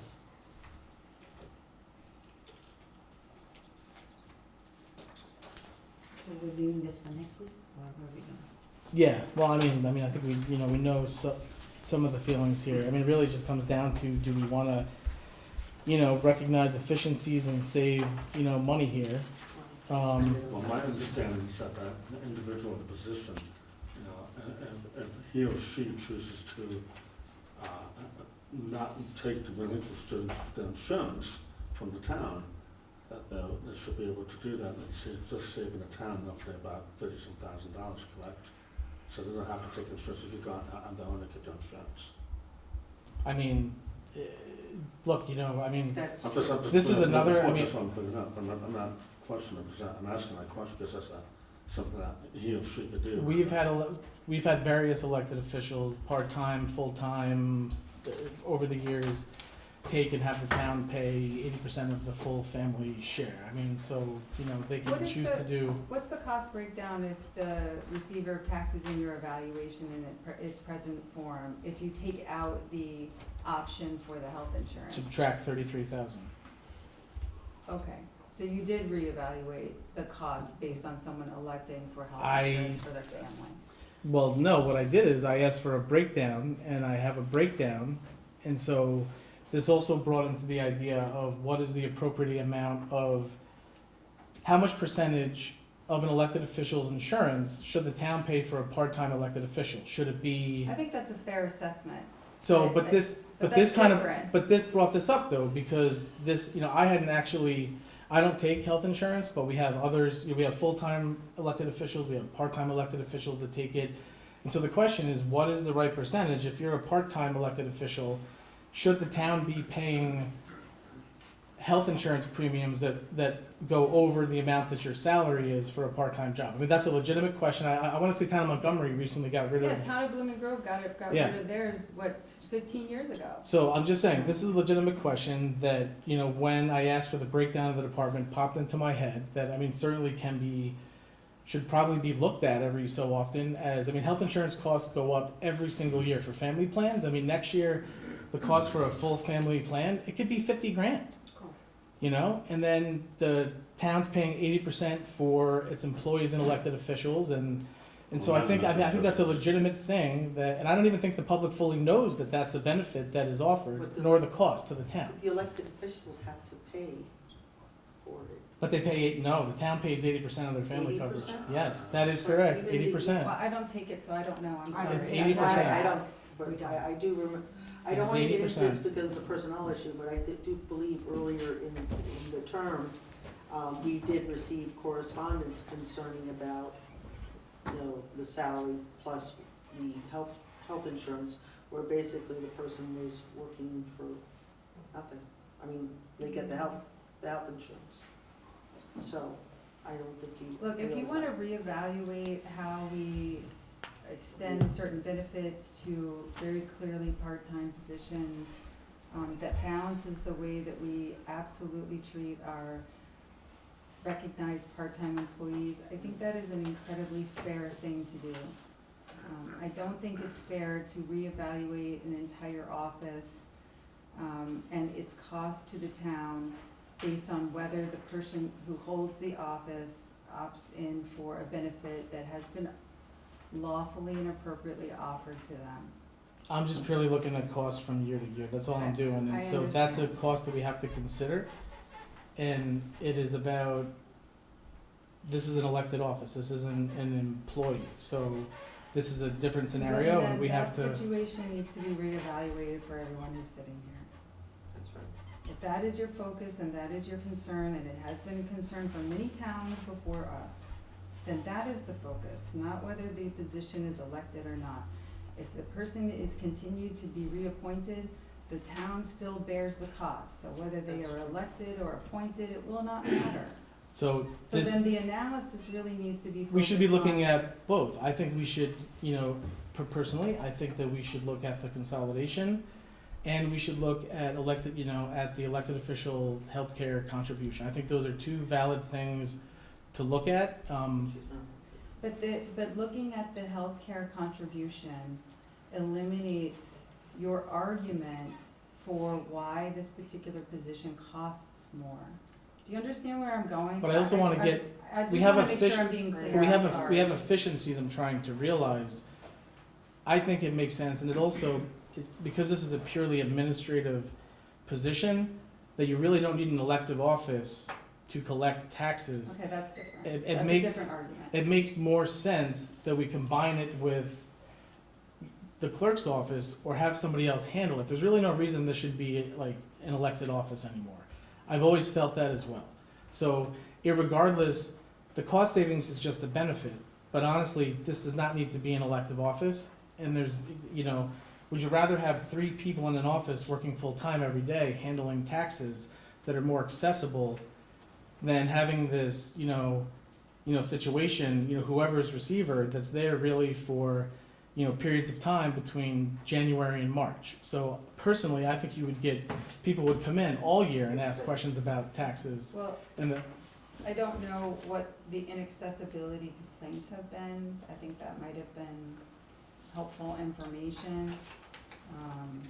But I think if you're just looking at costs, I think really what you seem to be zeroing in on, which a lot of towns and villages have, which is reevaluating our benefit packages as they relate to part-time employees and elected officials. I think if you did that, you have the potential to realize a real cost savings measure. And so if you want to reevaluate that, I am all in. I'm looking for that and efficiencies and to get rid of duplicative elected offices. So, I That guess I it's don't- really three. I don't agree with you because I don't hear facts that support that. I hear facts that support a need to reevaluate a financial condition that the town is under with respect to the benefit package. That makes sense to me. I hear that, I understand that. I'm not hearing objective facts in support of what you're proposing. Okay, I disagree, so we'll just have to agree to disagree on that. So, okay, so move that to next week too. And Steve, we should look at, well, I guess that's more of a question I have to have with, it'll be more of a budgetary question in terms of the healthcare contribution, that whole discussion. We should probably do that as part of, before Yeah, we get that too has deep. nothing to do with this. I'm gonna say, before we get too deep into budget discussions, we should, start talking about that to see I agree. what that is. Okay, so, next up, we have the Fair Housing Act of 2025. So this is something that we do every year. We basically have to pass this in order to be eligible to apply for and receive community development block grant funds. if the board has any questions on this, I mean, we do it every year. I know, you know, this is pretty much the language the county gives us, so there's really no wiggle room The here. language is almost mandatory. Yeah. Let's take it from their model. It's not the way I would have drafted it, but that's what you gotta have Yeah. if you want the money, so. Okay, so that's the Fair Housing Act. Next week, we have pull up the memo here. Okay, so this is Riverlight Park's Weeks Avenue drainage improvements. So this basically, you know, and I apologize, Sean can't be here, tonight. Some of you. I think it's coming next week. Yeah, yeah. I know you said you talked to him. I did talk to him today. But basically, we have this drainage situation where you have like all the Weeks Estate draining down over the Little League fields, and then all that sill and clay draining into Rings Pond. I mean, Tim, how deep is the pond now? The deepest spot's like 32 inches, and the shoreline's around 6 to 10 inches. So, you know, I don't think that we appreciated this over the years, but Rings Pond has really been what I would call like a drainage retention pond, and we never really thought of it like that, but that's how it's functioning. And so, part of this project would help to reroute some of the water, to also dredge Rings Pond, turn it into a more proper drainage retention pond. There's some other stuff that would be done. You know, Sean can better sort of talk to this, but basically, and this is just sort of like the recommendation. We haven't done too much work on it. In order for us to proceed with, you know, with trying to figure out how much it's gonna cost and exactly what the plans would be, we would have to enter into a engineering task order to have them do that. We've also been looking at acquiring funding for this as well. In order for us to be successful in getting funding, though, we are gonna have to be, you know, pretty far along in the design process. So if we wanna proceed with this at any time in the near future, we are gonna have to have our engineering firm work on it. They're estimating about $10,000 to do the work. There are, in August, I know that I mentioned this at a previous meeting, there's something called it is the Green Infrastructure Grant Program, which allows for, drainage retention ponds, rain gardens, building green infrastructure. I know that we intend to apply for this project for that. There's also hazard mitigation planning grants, which I think we would apply for this as well. But in order to do that, we need to be a little bit along with the engineering. So if this is something that the board thinks that we want to pursue, we are going to have to put this engineering, task order in place. And I was speaking with Councilman McCartney, he was saying that some of the money that would come in order to support this study would come from a grant we already have. So, what would happen, we could use, until we have grant awards, but we don't have contracts in place. So, Okay. so we could vote for this and then tell Sean, all right, hold off until we have the contracts in place. So this could come, we could use money from the New York Forward project, because this is in Riverlight Park. We could use some of that. We could use The money. Riverlight Park has that bio retention garden, water remain garden. So to speak, Right, is it sort of- seems they have connected that. That's part of to it. this That's part of it. So- issue. Yeah, yeah. So, And then plus the walkway, there's a walkway that roads could get redone, and some drainage. That's all part of the River Lake. and when we get further down to the CFA grant opportunities, there's another opportunity too, which I'll talk about related to this. But, so I would say, look this over. We obviously need to hear from Sean, but at some point, we are gonna need to get this in place if we intend to apply for grants. This next piece here, this is the Firth Cliff Sewer District Pump Station Design and Mill Pond Sewer Service. So, let me just sort of set the table here. So, as you know, we have the Firth Cliff Sewer District I&I project and Beatty Terrace Pump Station replacement. As part of that, pretty much the planning and design is at a standstill because we need to know where the pump station is going to go. Our engineering firm believes that we don't have the adequate, property on the existing site to build the bigger pump station that's going to be needed to be built. And so, before they decide on which way they're going, they want to know, are we going to consider this pretty much open ongoing requests that we've had from years from, Mill Pond to provide sewer service. Because if we're gonna do that, then that could determine where the pump station's gonna go. And so, we also have as many of you know, there's been this ongoing request for years from the owners of Mill Pond. I think they wanna build a 100,000 square foot warehouse, and they wanna know how they're gonna sewer the property. And so, last I've heard from them, they are supposedly putting in a planning board application.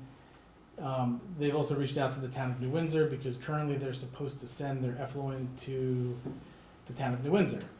The town of New Windsor is supposed to be sending us back basically back a response to that request, which will, so, we're at this point where we need to give direction to the town engineer on the location of the pump station. And there's this other mitigating factor here as well. So that's where we're at. But obviously, we want to make a decision at some point because we need to get this Firth Cliff Sewer District, we have to go according to a schedule, we have a consent order. And so we have to get this. I know that the engineer has spoke with him, and he said to me that there's other property, there's other avenues to look at for the pump station, to place a pump station that, does not include, given capacity to Mill Pond. And I don't want to speak too much about it. I want to let Sean come in and talk about it and stuff. But I will bring your attention on this Jobowitz and Associates law firm on lines 6 and 7. And to me, that and why you understand why New Windsor shut them off and stuff. And that is like a huge concern of mine and stuff. Because you dump inorganics into a system, it will kill the system.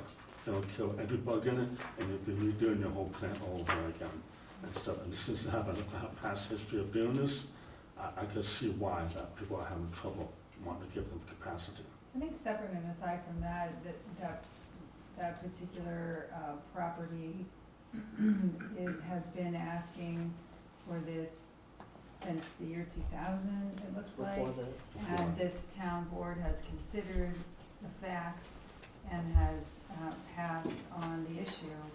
And I don't see any reason at this point to consider the request when the town has specifically requested factual information from them that has not been complied with, at least in my personal experience with it.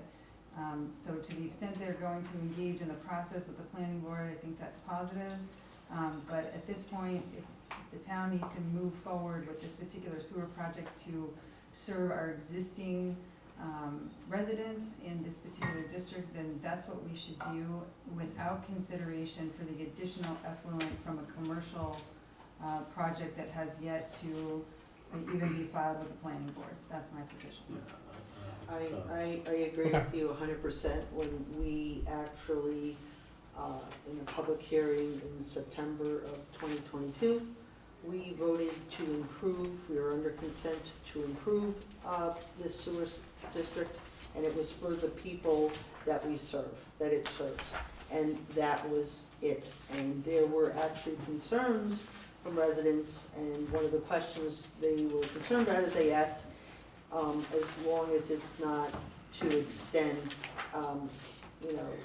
capacity to other users. So that was a concern, because ultimately, with what Councilmember McCarty has talked about when you're talking about these contaminants and other things, it could ultimately, one, you might say, oh, it would save because there's more users. It also could cost the district users more because they have to clean up more, as you said, the system is gone shot. So I agree with you. And I'm looking forward to seeing Sean next week. I think the town board should actually work with the engineer to see what's right for the current users of the sewer district. Can I comment? Who are you, sir? We can wait, It's gonna have to be at the end. it's gonna have to be at the end when we get to public comment. All right, I'll wait. But look, again, the engineer wants to make sure that before we decide on the course of action, so, we'll have him come next week, we'll hear what he has to say. If he has additional pieces of property that we can build the BD Terrace pump station on that are suitable, then we just have to give him, you know, direction, and we just have to, you know, I guess, once and for all,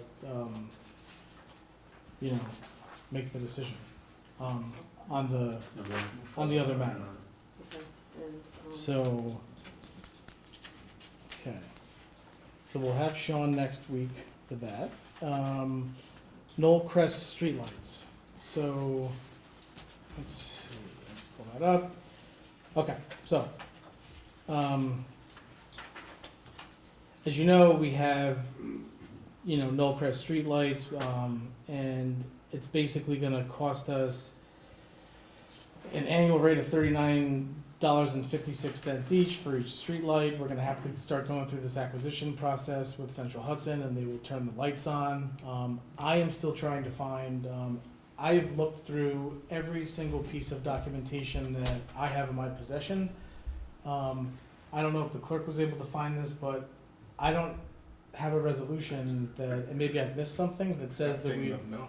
that says that we have agreed to take the streetlights, but I have it for all the other stuff that would, like, you know, that we're supposed to take. The town engineer says that he recalls back in 2018 or 2017 or whenever, that the town did agree to do it, and that he believes he has it in his office.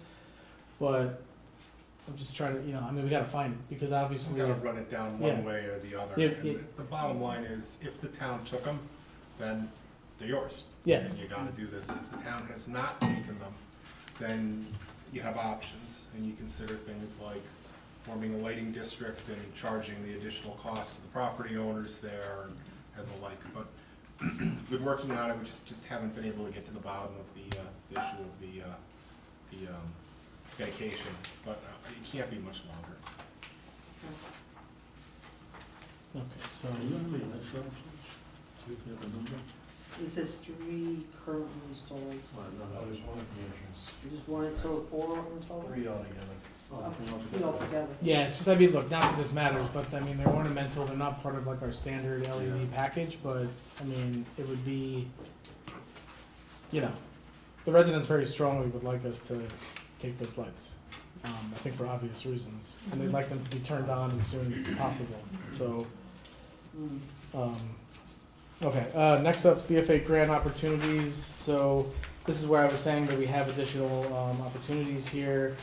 So last year, we applied for the Park Development Grant Program for work in Riverlight Park. It was for a walkway around Ray's Pond. It was to renovate the ice house. It was to do some other items in the park. I believe we asked for $500,000, which is the max you can get. We were not awarded. But the engineer wrote that grant. I've had a discussion with Sean about this, and this is one of those grants that is, it's better that this isn't really a technical grant, this is more about, you know, getting the partnerships, meeting the commissioner's priorities, lining up, this is more like, you know, getting the right narrative, getting the right partnerships in place. This isn't really a technical grant. And, you know, when I spoke to Sean about it, he was like, look, I would happily let, you know, Millennium draft this, and, you know, we'll obviously provide, nothing's really gonna change, it's gonna be the same stuff as last year, but in talking to Millennium, they had already pointed out some things like, you know, look, the commissioner's priorities are to link to trails and trailheads, and if you get a letter, you know, letters of support from these people, and you talk about how, you know, there's a scenic Hudson trailhead in the village, and the Cornwall Connector Trail goes by Riverlight Park, and you're gonna connect, maybe you get an extra 5 or 10 points. Like, we were already kind of strategizing over this. And so what I would ask that, these are due in July. And so Millennium says that they can, prepare this and submit this for us for an amount not to exceed $3,750. We have $10,000 or $15,000 in our grant line for this year. But I thought we only had about 7 left. Yeah, but I mean, Right, and this is in addition to the $400 a month that we already paid them? so that's, so let's say roughly $5,000, and this would be one grant. We're already halfway through the year, so there's maybe one or two other possible No, grants. I but- think it's yeah, a great grant to Yeah. go It's a after, great I idea, think it's just sticking wonderful, on. I just wanna make sure we have the money That's to not cover the expenses. We and do. That we're not shortchanging ourselves, say in October when something else comes up, or, We have enough to be able to write roughly two, I would say 2 grants for the year with the grant portal. So, I mean, you look, if we're $400 or $500 over and there's a really good grant, are we gonna pass on that? well, we'll take it case by case, but Yeah. that's why I asked. I mean, what I'm saying is, for this that. is, Look at the track this record. is one of the grants that I think we can actually get, is achievable. Some of the other grants we can't get, but this is one, I mean, look, the village just got a, Parks Trail grant last year that they got, for their, what is it, I wanna say it's like the trail down to the river, connecting from Donahue Farm down to the river, they got a trail grant. But again, they were more aligned with the, you No, I know, think it's great, yeah. I just, Yeah. you know, so, let's keep our eye on the. yeah, so this'll be Budget. on for next week. And again, this can also be used to pay for some of the stuff related to the, you can use it for like rain gardens, water retention, all that kind of stuff. We've also got, okay, this is gonna be real quick here. I like that, actually. We've got vacant property registry, property maintenance, violations. This is more, I mean, I've had some brief conversations with Karen about this. This is something where, look, we have vacant properties around the town. There are cities and some towns and other municipalities that put together a registry based on certain factors and criteria. And, based on that, you would require either commercial or residential or mixed-use properties if they're vacant, based on certain factors to go on the list. And the idea is to basically get the property owner either to do something with the property, to fill the vacant, commercial or residential dwelling units, or just to maintain the property in general. And if they don't, fees would start to escalate. So if you've got a property, year one, you're on the list, maybe it's $250, and gradually it like escalates up to the point where the property owner who's being negligent and their care for the property starts to feel some pain, and either maybe they sell it or they rent it out or they make improvements. But this, I mean, look, this is used in cities, this is used in larger towns.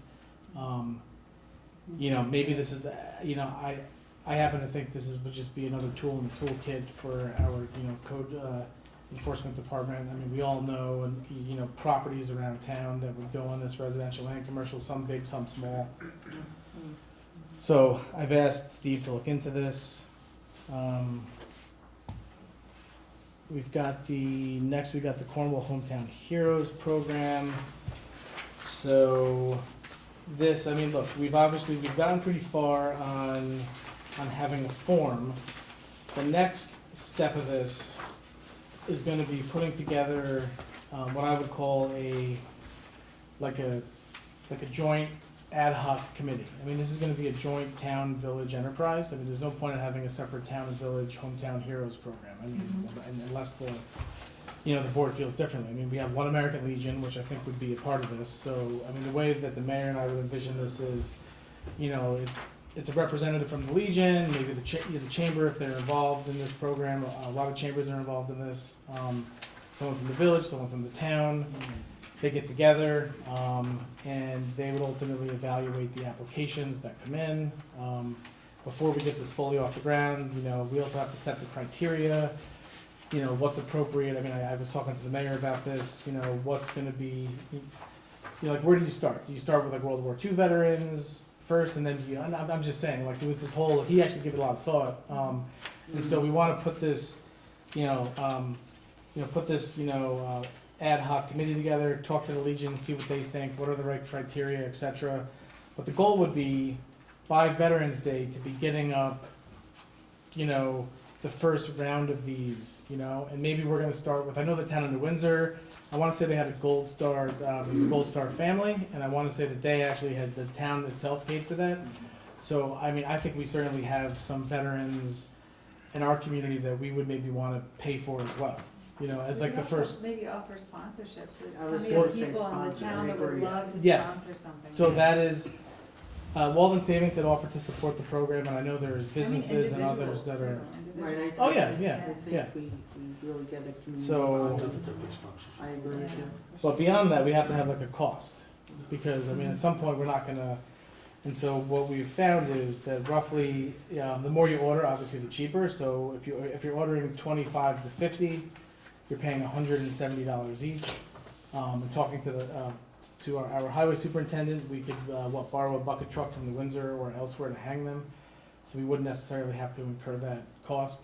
But I think this is something we're gonna try to get up by Veterans Day. I think it's Cool. great. Are these gonna stay there permanently, or do they be No. seasonally They displayed? actually come down in the wintertime to coat them us. Because we also have those, decorative lights Yep. for holidays, Yep. right? Yep. That each That's what school it's has, areas. we pay Power's, for.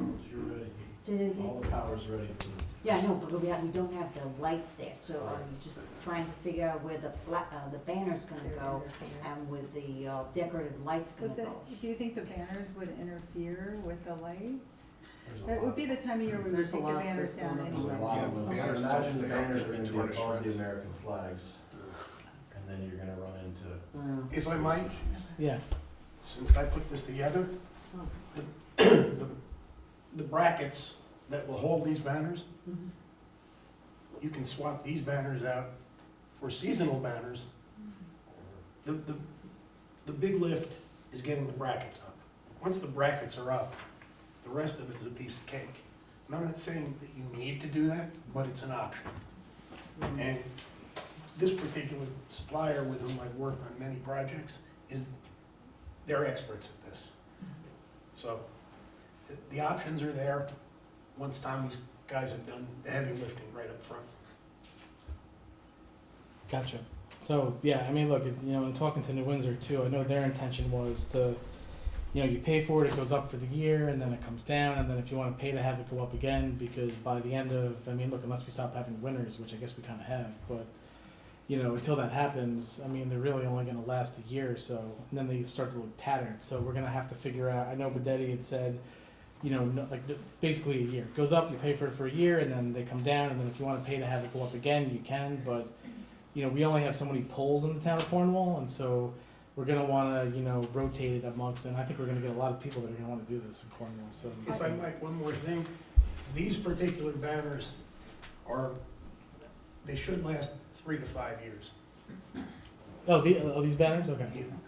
I do Okay. like the idea of displaying them in the month of May and in November for Memorial Day and as well as Veterans Day. This way, I think it's nice. What are your thoughts on that, Karen? I mean, I don't really. Okay. If they ever come down, if they wanna go up and stay up Yeah. forever, I don't mind. Okay. Whatever we decide about how the flow is, cause there'll be different celebrations, obviously, but, Yeah. Correct. I'm a little biased toward veterans, so Yeah, if myself. you let them up 24/7, 365, I think it's. Milton, never seen Milton and Marlboro, it's like, every Walden pole, every also pole, has them. Nice. Yeah, I mean, I think we're one of the, remaining towns that every doesn't pole. have Ron them. and Coral Um, Spring don't have them. I think they don't. Okay, next up, Office of Emergency Management. So, I believe, Karen, you had asked to come up with a more, I guess, like a breakdown. So, I went to Kurt, our Director of Emergency Management, and he came up with this, he's basically requesting, no, I know, he's right there. Hey, Kurt, do you want to just Sure, say a few words? sure, thank you. Came up with a line item for the website, the annual expense for the website.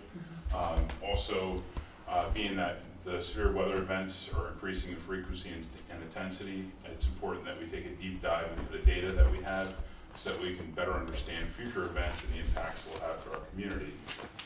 Through that data, we can then be making informed decisions on whether to evacuate people, shelter people in place.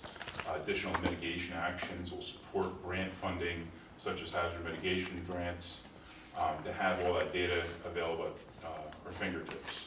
Also exercises, it's important to get all the community stakeholders together into the same room because they'll be responding to a major incident together to practice the plan. and get into that habit of working together to recover and respond from a disaster. Additionally, some printing expenses, some promotional items. Currently, we don't have any promotional items, such as a pen to promote the website. Hey, go to ready.cornwallny.gov to learn more about the hazards in your community. We have 2 train lines that run through our community with cargo. We have several state highways that run hazardous materials, the thruway. We have major shipping going on in the Hudson River. We used to have Indian Point. We're a community chock full of hazards, and it's great to have that data available to all residents. They can better make an informed decision, understand the risk. How does this, I guess, mesh with what the Orange County Office of Emergency Management has? So I'm just trying to understand, like, I wanna make sure, like, would this flow with what goes on with the county? So the county is responsible for the county. Yes. Each municipality is responsible for themselves. Right. The county is the coordinating entity that then goes to the state. And then from the state, they go to the feds. So it goes from the bottom up and from the top down. Absolutely. So this meshes with the county. However, it gives our local priority for our own activities, our own preparedness, our own response, our own exercises. For example, the last time the county did an exercise in our community was 2015. And that was based on the Hudson River exercise, where multiple jurisdictions come together for a moving event. So that was the last time the county did something in our community. They've done exercises in West Point, they've done exercises in Newburgh, out in the western end of the county. Exercises such as a full-scale exercise are the most expensive. They're about $50,000 to have a full-scale exercise, and they go up from there, depending on what the objectives and the priorities are. So completely compatible with Orange County, but it's going to be localized for our residents and our own first responders. We have 4 fire departments that respond to our community. We have multiple police agencies. We have our local Cornwall Police, Cornwall Hudson. We have sheriffs. We have state police. We have park police. We have DEP police. We have the Coast Guard. Right. So we have a lot of things going on. CSX. We have MTA. So it's great to have all the stakeholders that might be involved in something that could be catastrophic and jeopardize the safety and well-being of our residents and also our first responders, to get them together to work through those problems during blue skies. So when stuff does happen, we're better respond. It's a better response and a better recovery. Get things back to normal. Okay. No, you've done it. I've attended your program, and I've attended ones in the county. They're both very informative and definitely give the tools. I'm just asking, like, how does how does it coordinate from the county, down? So. Can I ask, is this an immediate request, like, for these funds, or is this something you're hopeful for the 2025 budget, or both, or something else? For example, the website's going to expire. We have 60 days before the website expires, so that's an immediate need. Who paid for this before? Before, the towns paid for it during a few years. They opted to not pay for it for several years. Personal funds came out of my own pocket. So you've been paying for it? I've got receipts. Yeah, but not last year. No, not last year. Yeah, last year we picked up the website last year. Yeah. Who owns readycornwall.gov? Who owns that? Cornwall, New York. Cornwallny.gov is the Cornwall, New York website. It belongs to us. Belongs to the town of Cornwall. You can't have a .gov website without being Yeah. a government. Oh, yeah, Yeah. exactly. And when you talk about training exercises, you're talking about local stuff, blue sky, I understand about that, all that stuff. You're talking about tabletop operations, and you're asking for $3,500 Correct. for tabletop? Correct. What for? So I can get into the details, but for example, Just keep it up, my member. Sure. Food, refreshments, water, giving out table tents, maps, different training aids that go along with having a well-run exercise. Costs money. Tabletops are the cheapest of all. I mean, we can just get in a room and talk about it, but you're not going to get a good value out of it unless you can actually evaluate what the objectives were, were the objectives met, are they consistent with your plans? So there's a lot to it. I heard you say a lot of large agencies, Coast Guard, different police agencies, large police agencies, as well as MTA, all these have very large training budgets. Of course. And stuff, where they could have been involved in a number of those over the years in the past. Yeah. I mean, I think you do wonderful work. I applaud you Yeah. for what you do for Cornwall and stuff. And you say you need, you're asking for $14.80 for printing public. That's just like just take So, it out. like plotter, to get a plotter, map made and then laminated, costs money. It's, it could be over $100 for one map. So we have critical infrastructure that we should have maps of that we don't currently, because then budget constraints. We should have, our topography maps should be updated. The land has changed, we've had different development. There's countless examples of different expenses, giving promotional items. To be able to give, like when I do a talk at the elementary school, currently out of my pocket, I provide the promotional items. It's a whistle, it's an emergency blanket, and my business card that I also paid for out of my pocket. So I'd like to be able to give a little bit more than that. I think it's, our community should definitely have that ability. One more thing, the weather API, I know that's like a way to transport information from one cloud to another cloud. Sure. To transfer, is that what it's about? Yeah, so it's gonna be able to pull the data from the Weather Underground network, and so a lot of residents in the community have their own personal weather stations. It's very time consuming to have to go on one Weather Underground and pull that data myself. Just don't have the time to do it, but the information is invaluable, especially knowing what's going on real time in the community, like how much precipitation we're getting within an hour, what the temperature is, what the wind speed direction is. I understand that. I mean, It's a one-time expense. I totally hear what you're saying, and I do have to say that, a lot of people that I know in the community have their own, weather stuff, and everybody's like a meteorologist, it's like incredible. But, Sure. So, I mean, that's kind of like a nice to have in my book, so. I think I disagree, I think it's necessary, given how devastated our community has been through recent weather events. I think it's absolutely necessary. It's something that would actually be eligible under ARPA funding, hazard mitigation funding. Some of these initiatives have also been outlined for over a decade, in our hazard mitigation plan, natural hazard mitigation plan. I've been here, I can't even tell you how many times before the board asked for money, and it's always been none. Steve, you can attest to that. I've been here trying to get public alerts to be able to get the community informed. I want the residents to have the information at their fingertips instead of having to go to social media or call their neighbor to find out what's going on. What's the road closure? How long are we going to be without power? All that information the government should be able to provide, so that way the residents can make a decision. Why don't you put it up to social media right now as we speak? Sure. Not everybody has social media. About 20% of the residents use social media. We've been doing that since 2014. It's free, which is great, but also a lot of data is being suppressed. It's not as easy to find some data. Some posts that you think you just posted are there, they're not. So the website's a more reliable way. It's accessible to all. It complies with Section 508 of the American Rehabilitation Act, so that way it's completely accessible to all, and that's important. So for just purposes of, obviously we've got these other things, but we do have the time frame of this website. If we're gonna reauthorize it at a minimum, 60 days. I would is hope when that we it's- could I think the end of July. reauthorize the website to keep that going while I would think we should at least do that. Do you have And a budget line for this particular department? this would come out of our public safety line, which has ambulance service in it. And I know I keep beating the county to death on this, but can you kind of just for the public, how do you work with, did you work for the county emergency management? Or are you connected with them in some way?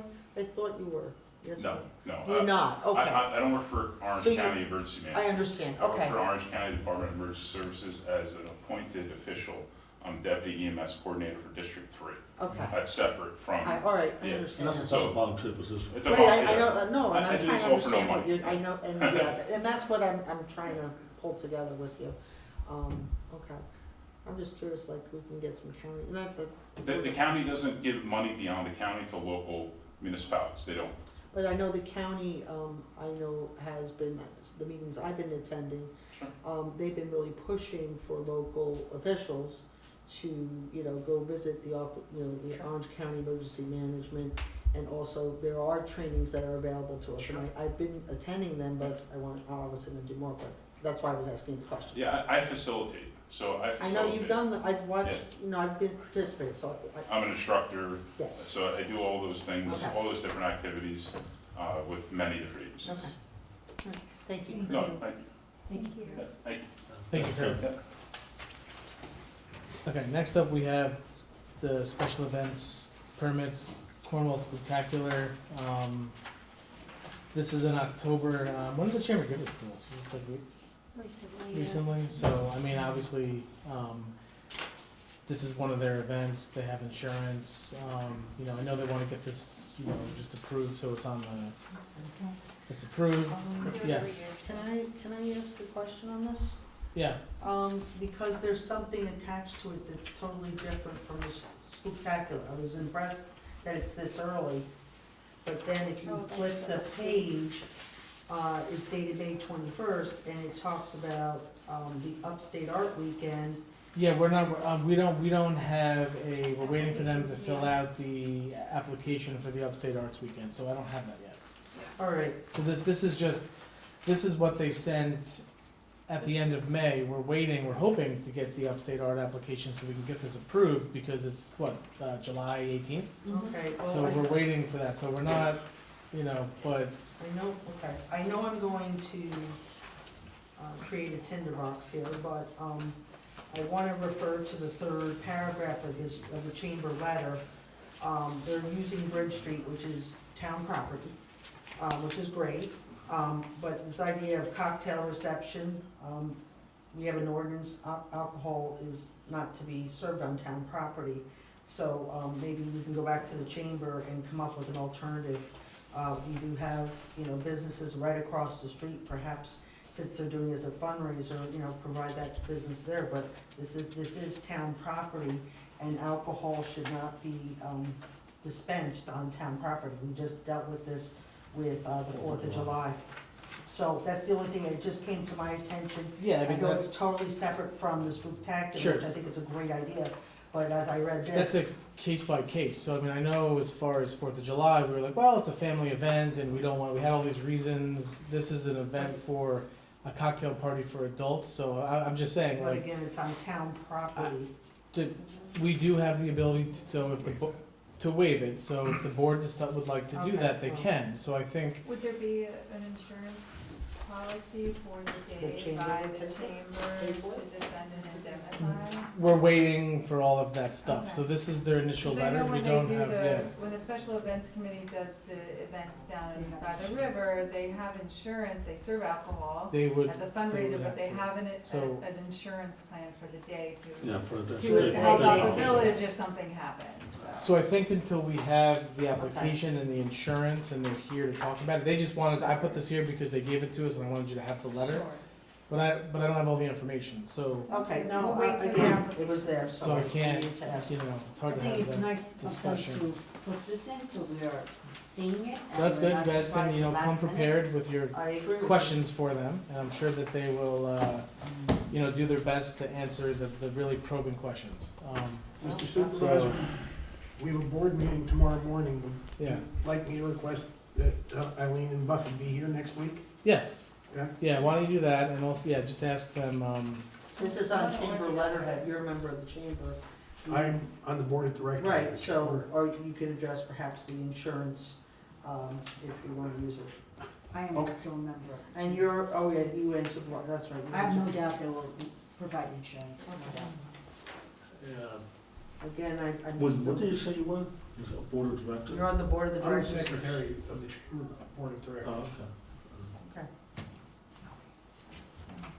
alright, so next up I have a UTV purchase, Cornwall PD. As you're aware, we received a grant for $50,000 from the previous assembly member, and it is taking quite a bit of work to get to this point, but we are now here, and we now have a signed agreement with the state, and the next piece of this is just gonna be authorizing the purchase, which will be on for next week, and so then we can get our UTV. Okay. have to say, we've spent so much time talking about different. We've been working on it since I took this off. Yeah, I was gonna say, we have, so it's a well vetted ATV. All right, so, let me just go quick with this, okay, so, this is just, I'm just gonna give this to you, so I've got items received after the final agenda. This is just, as part of the FEMA projects, we have to get survey for the Long Hill Road culvert that was badly damaged, practically destroyed during the flood last year. We need to do that in order to proceed with, and so these are surveys, these are the only people that bid on it. It is MNTN, and I know you spoke to, according to Sean, they are having no trouble turning around surveys. So, but this is something we need to get queued up, because this is one of the remaining FEMA projects that we need to get resolved, and so, but we need survey for it. So, this will be on next week for us to approve, so that we can get on this. And obviously, FEMA pays for 75% of the cost. I believe I've now heard that the state is gonna pick up another 5 to 10% of the cost, so the town's share will be somewhere between 5 and 10, whatever that shakes out to be. But we will be obviously, reimbursed for the appropriate shares of these FEMA projects. So, take a look at this. This will be on for next week. And then, a bit of good news, just, we'll have to accept this award, but the police department did receive a law enforcement technology program. I think it's a LTech program. We got $65,257, which can be used for a number of pieces of police technology. Good job, guys. So we'll be voting to accept this next week, and I know you already have plans for this, for the money. Yes and no. We originally included tasers, which was a big chunk of the money. Yeah. Then they turned around and said, actually can't spend it on tasers, so. But there's plenty of stuff we need, we can fund these for. You don't have tasers right now? No, we do, they're just aging out. I mean, Oh, okay. they're good for at least another year. But Okay. I was trying to take advantage of the money there. No, I understand. Okay, so I'm sure, look, we'll wait for you to come up with the. All right, we're on the public comments. Public comments. Oh, what's that? I'm one of Adams. Oh, sure, Tim. Yeah. Listen, I just want to bring it up because I'm putting together some packages of paperwork on a report of a life saved with the recent AEDs that we purchased in the beginning of the year. I want to congratulate Chief Everett and Sergeant Schofield for a job well done, saving a gentleman's life. That was a full cardiac arrest, and that was driving in his car. Went to an arrest, hit a tree that had nothing to do with the arrest. The chief pulled him out, started CPR. They applied the AED that we purchased for the police department.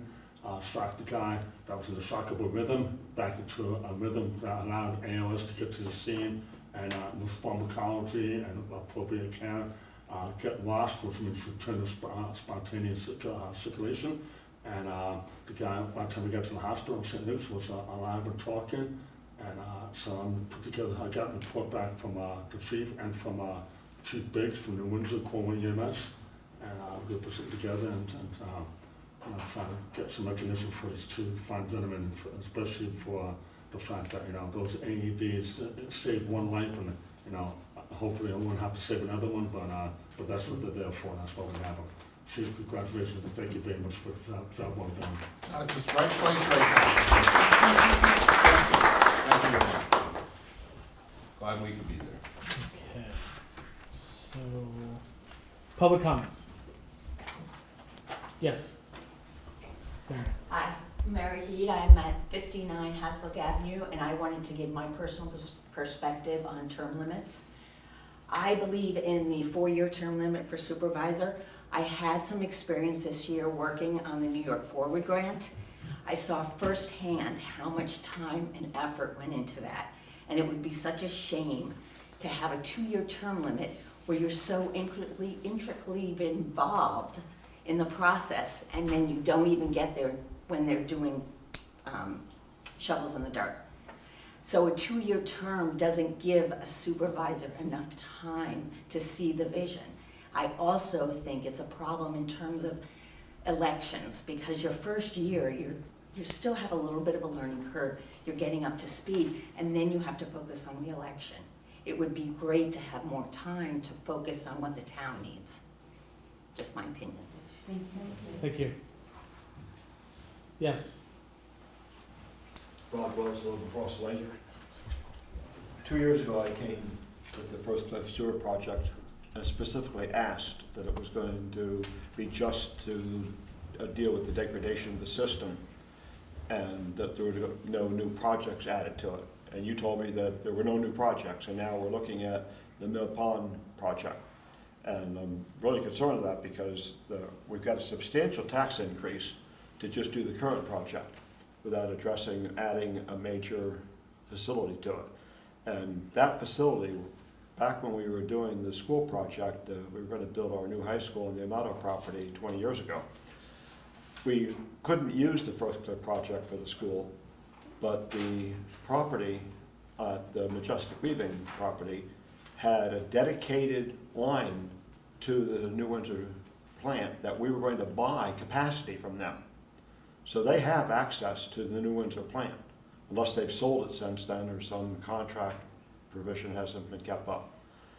Now, the line, they had a line that actually followed the Mudna, and I think that was damaged during the storm, but that's their responsibility. They own that line. I don't think the residents of Firthcliffe should incur any additional capacity to that small plant that they would require. And a couple weeks ago, I came to see you about that road that was being built off of Mill Street. And I appreciate your prompt response that came from, they were building that road at the behest of Central Hudson, or Central Hudson was actually building it to service a major gas line down there. But there's also a spur road going down to the Majestic plant, right around the sewer plant. And there's a concrete development down there that looks like it could possibly be a pump station. And I'm wondering how it is that Central Hudson could do that without the knowledge of our building department, because they didn't know about it. Central Hudson can act in their easement without informing the building department. They have the absolute right to do that. And, you know, after you raised your concern, I reached out to Central Hudson and they gave me a statement. Actually, I think I saw on social media today some further speculation from residents about what might be going on down there. And it turns out that, again, it was Central Hudson acting within their legal rights within the easement. And I guess I would just caution that the residents that, you know, I understand, you know, the reasons that some residents have for concern, but it, you know, again, it turned out to be that it was Central Hudson acting within their legal rights within their easement. And so that's what's going on there. And I can assure you that the town's, you know, sewer operators, KMO, if there was something that was going on that shouldn't be happening down, that we would know about it almost immediately. And so, you know, to your point about, look, we have to replace the Beatty Terrace pump station because we cannot get the effluent for about half to a third of the district that does not include Majestic to the Howard Street. So we have to replace that pump station. It's going to fail, and we're not going to be able to get that effluent to the Howard Street station. So we have to do that work. So that is part of the overall project. And that was recommended by KMO and by the engineer. As far as, you know, Mill Pond and Majestic, look, they have their right as property owners to petition the town to, you know, to consider us, you know, to allow them to connect. You know, to this date, the town has not agreed to allow them to do that, but they can certainly keep coming back and asking. And they have gone to New Windsor to see if there's a way to get through that. And, you know, my understanding is that New Windsor will be responding to them, but that I believe that line is deteriorated, and I think the line has been plugged with concrete as well. So that's certainly for them to consider, but they are property owners, and if they want to develop their property, they have to, you know, they're going to have to follow the process, and if they have to petition the board, they're going to do that, and the board will have to make a decision. But, I mean, I think you kind of heard it here tonight. The board at this point doesn't really seem interested in, you know, doing that, but I believe that if we have a property owner in a single property sewer district, that if they come to us, the town board needs to consider that and then decide. And it sounds like the board is, you know, pretty much in agreement on this. It sounds like at this point in time. So, in the not too distant future, we will, respond back to, Mill Pond, and we'll give the engineer direction as to what's the appropriate location for the BD Terrace pump station. But it does have to get bigger, because, we do need to be able to handle, they don't believe that it's currently like the appropriate size capacity for the amount of effluent that is in the district. So that, I guess that's my answer, but. Yeah, I think that's the issue. It doesn't have the capacity, but the New Windsor plant does have the capacity. They're designed to handle what they agreed to take from that property. And as industrial property, that's a much more appropriate solution for it. Yeah, and I think the board seemed to share that, but, again, property owners come to us all the time and they ask us, to hear their petition, and the board has to, and property owners can repeatedly come back to us. Just because we say something doesn't mean if they bring it back, that again, the board still has an obligation to say yes or no. And so, That's fine. yeah. But in regard to the fact that Central Hudson has a legal right to develop that right of way. They do, yeah. Which is not their right of way per se. It's owned by a private individual, by that company that owns Majestic. They own that railhead. And they have to still, Central Hudson still seems to me would have the courtesy to let the town know that they're building a substantial roadway on that track.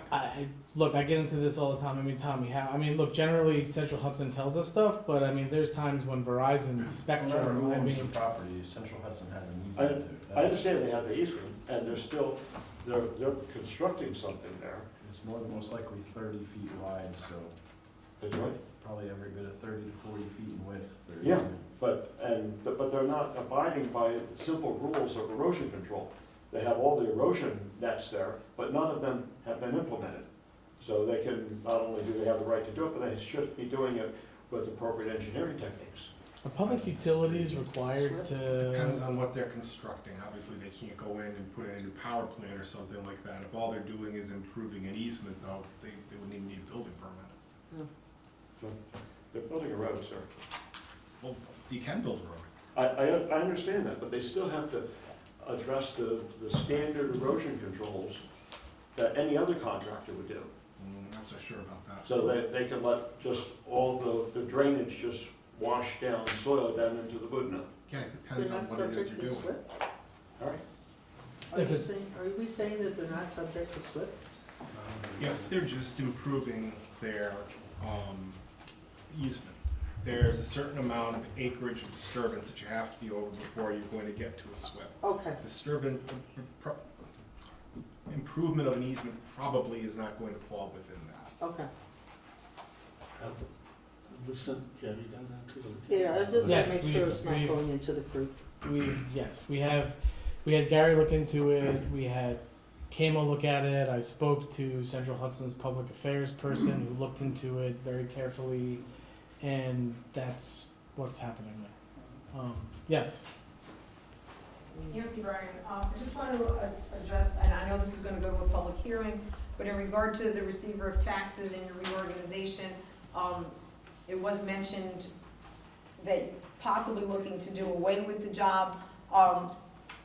you can't do away with the job. Well, I understand that, but giving it to other employees that already have jobs to do is a little concerning to me, because you're not gonna be saving money, because those people are gonna have to be stipended for now doing 2 jobs.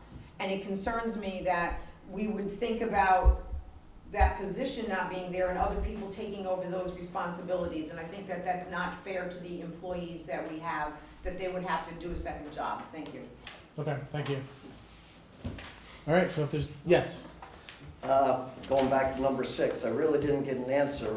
What changed from last month that you were gonna make it a 4-year thing, when you said in 2019, from then on, you wanted to do away with it, but last month you said you were gonna extend it to 4 years, and now you're gonna do away with it. well, You still have to hire a receiver of taxes, right?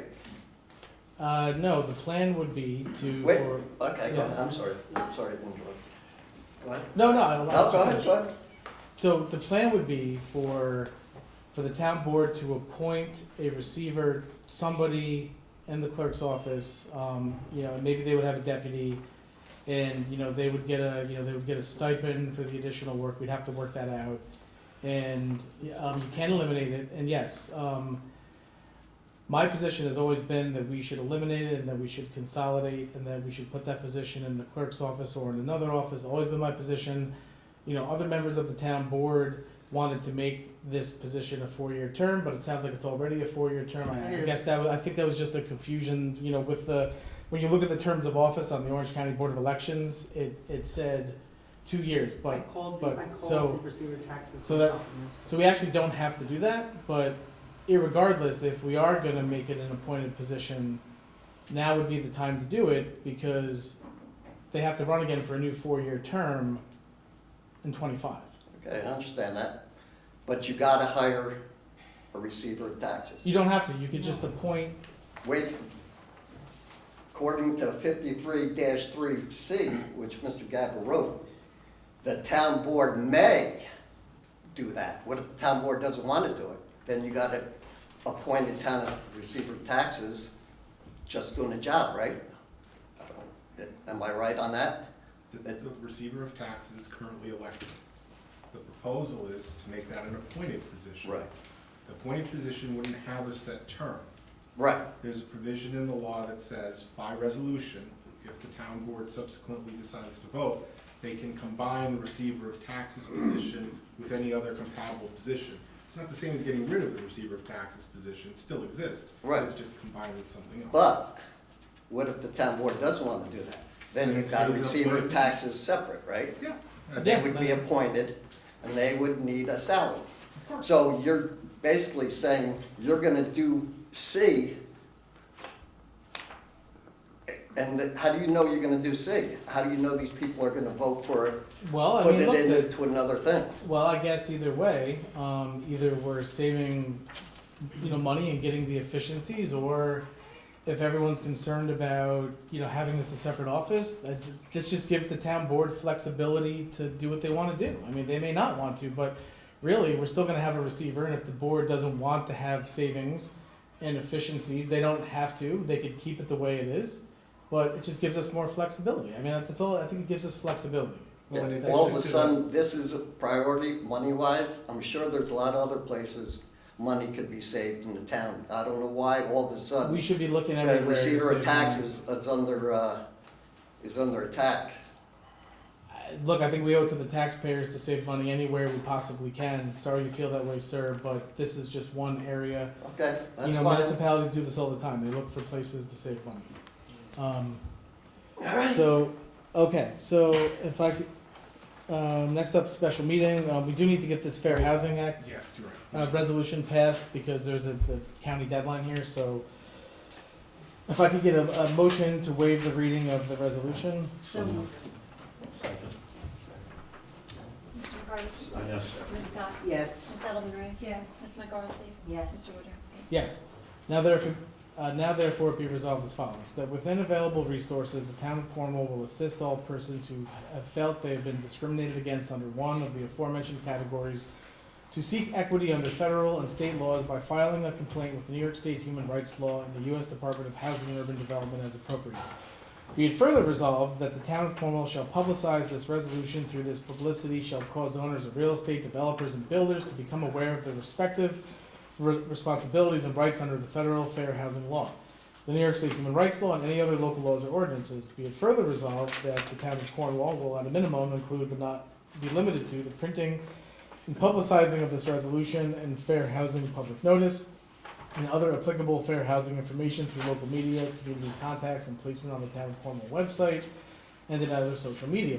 Distribution of posters, flyers, and any other means that will bring to attention of those affected in the knowledge of their respective responsibilities and rights concerning equal opportunity in housing. Can I get a motion to approve? So moved. Second.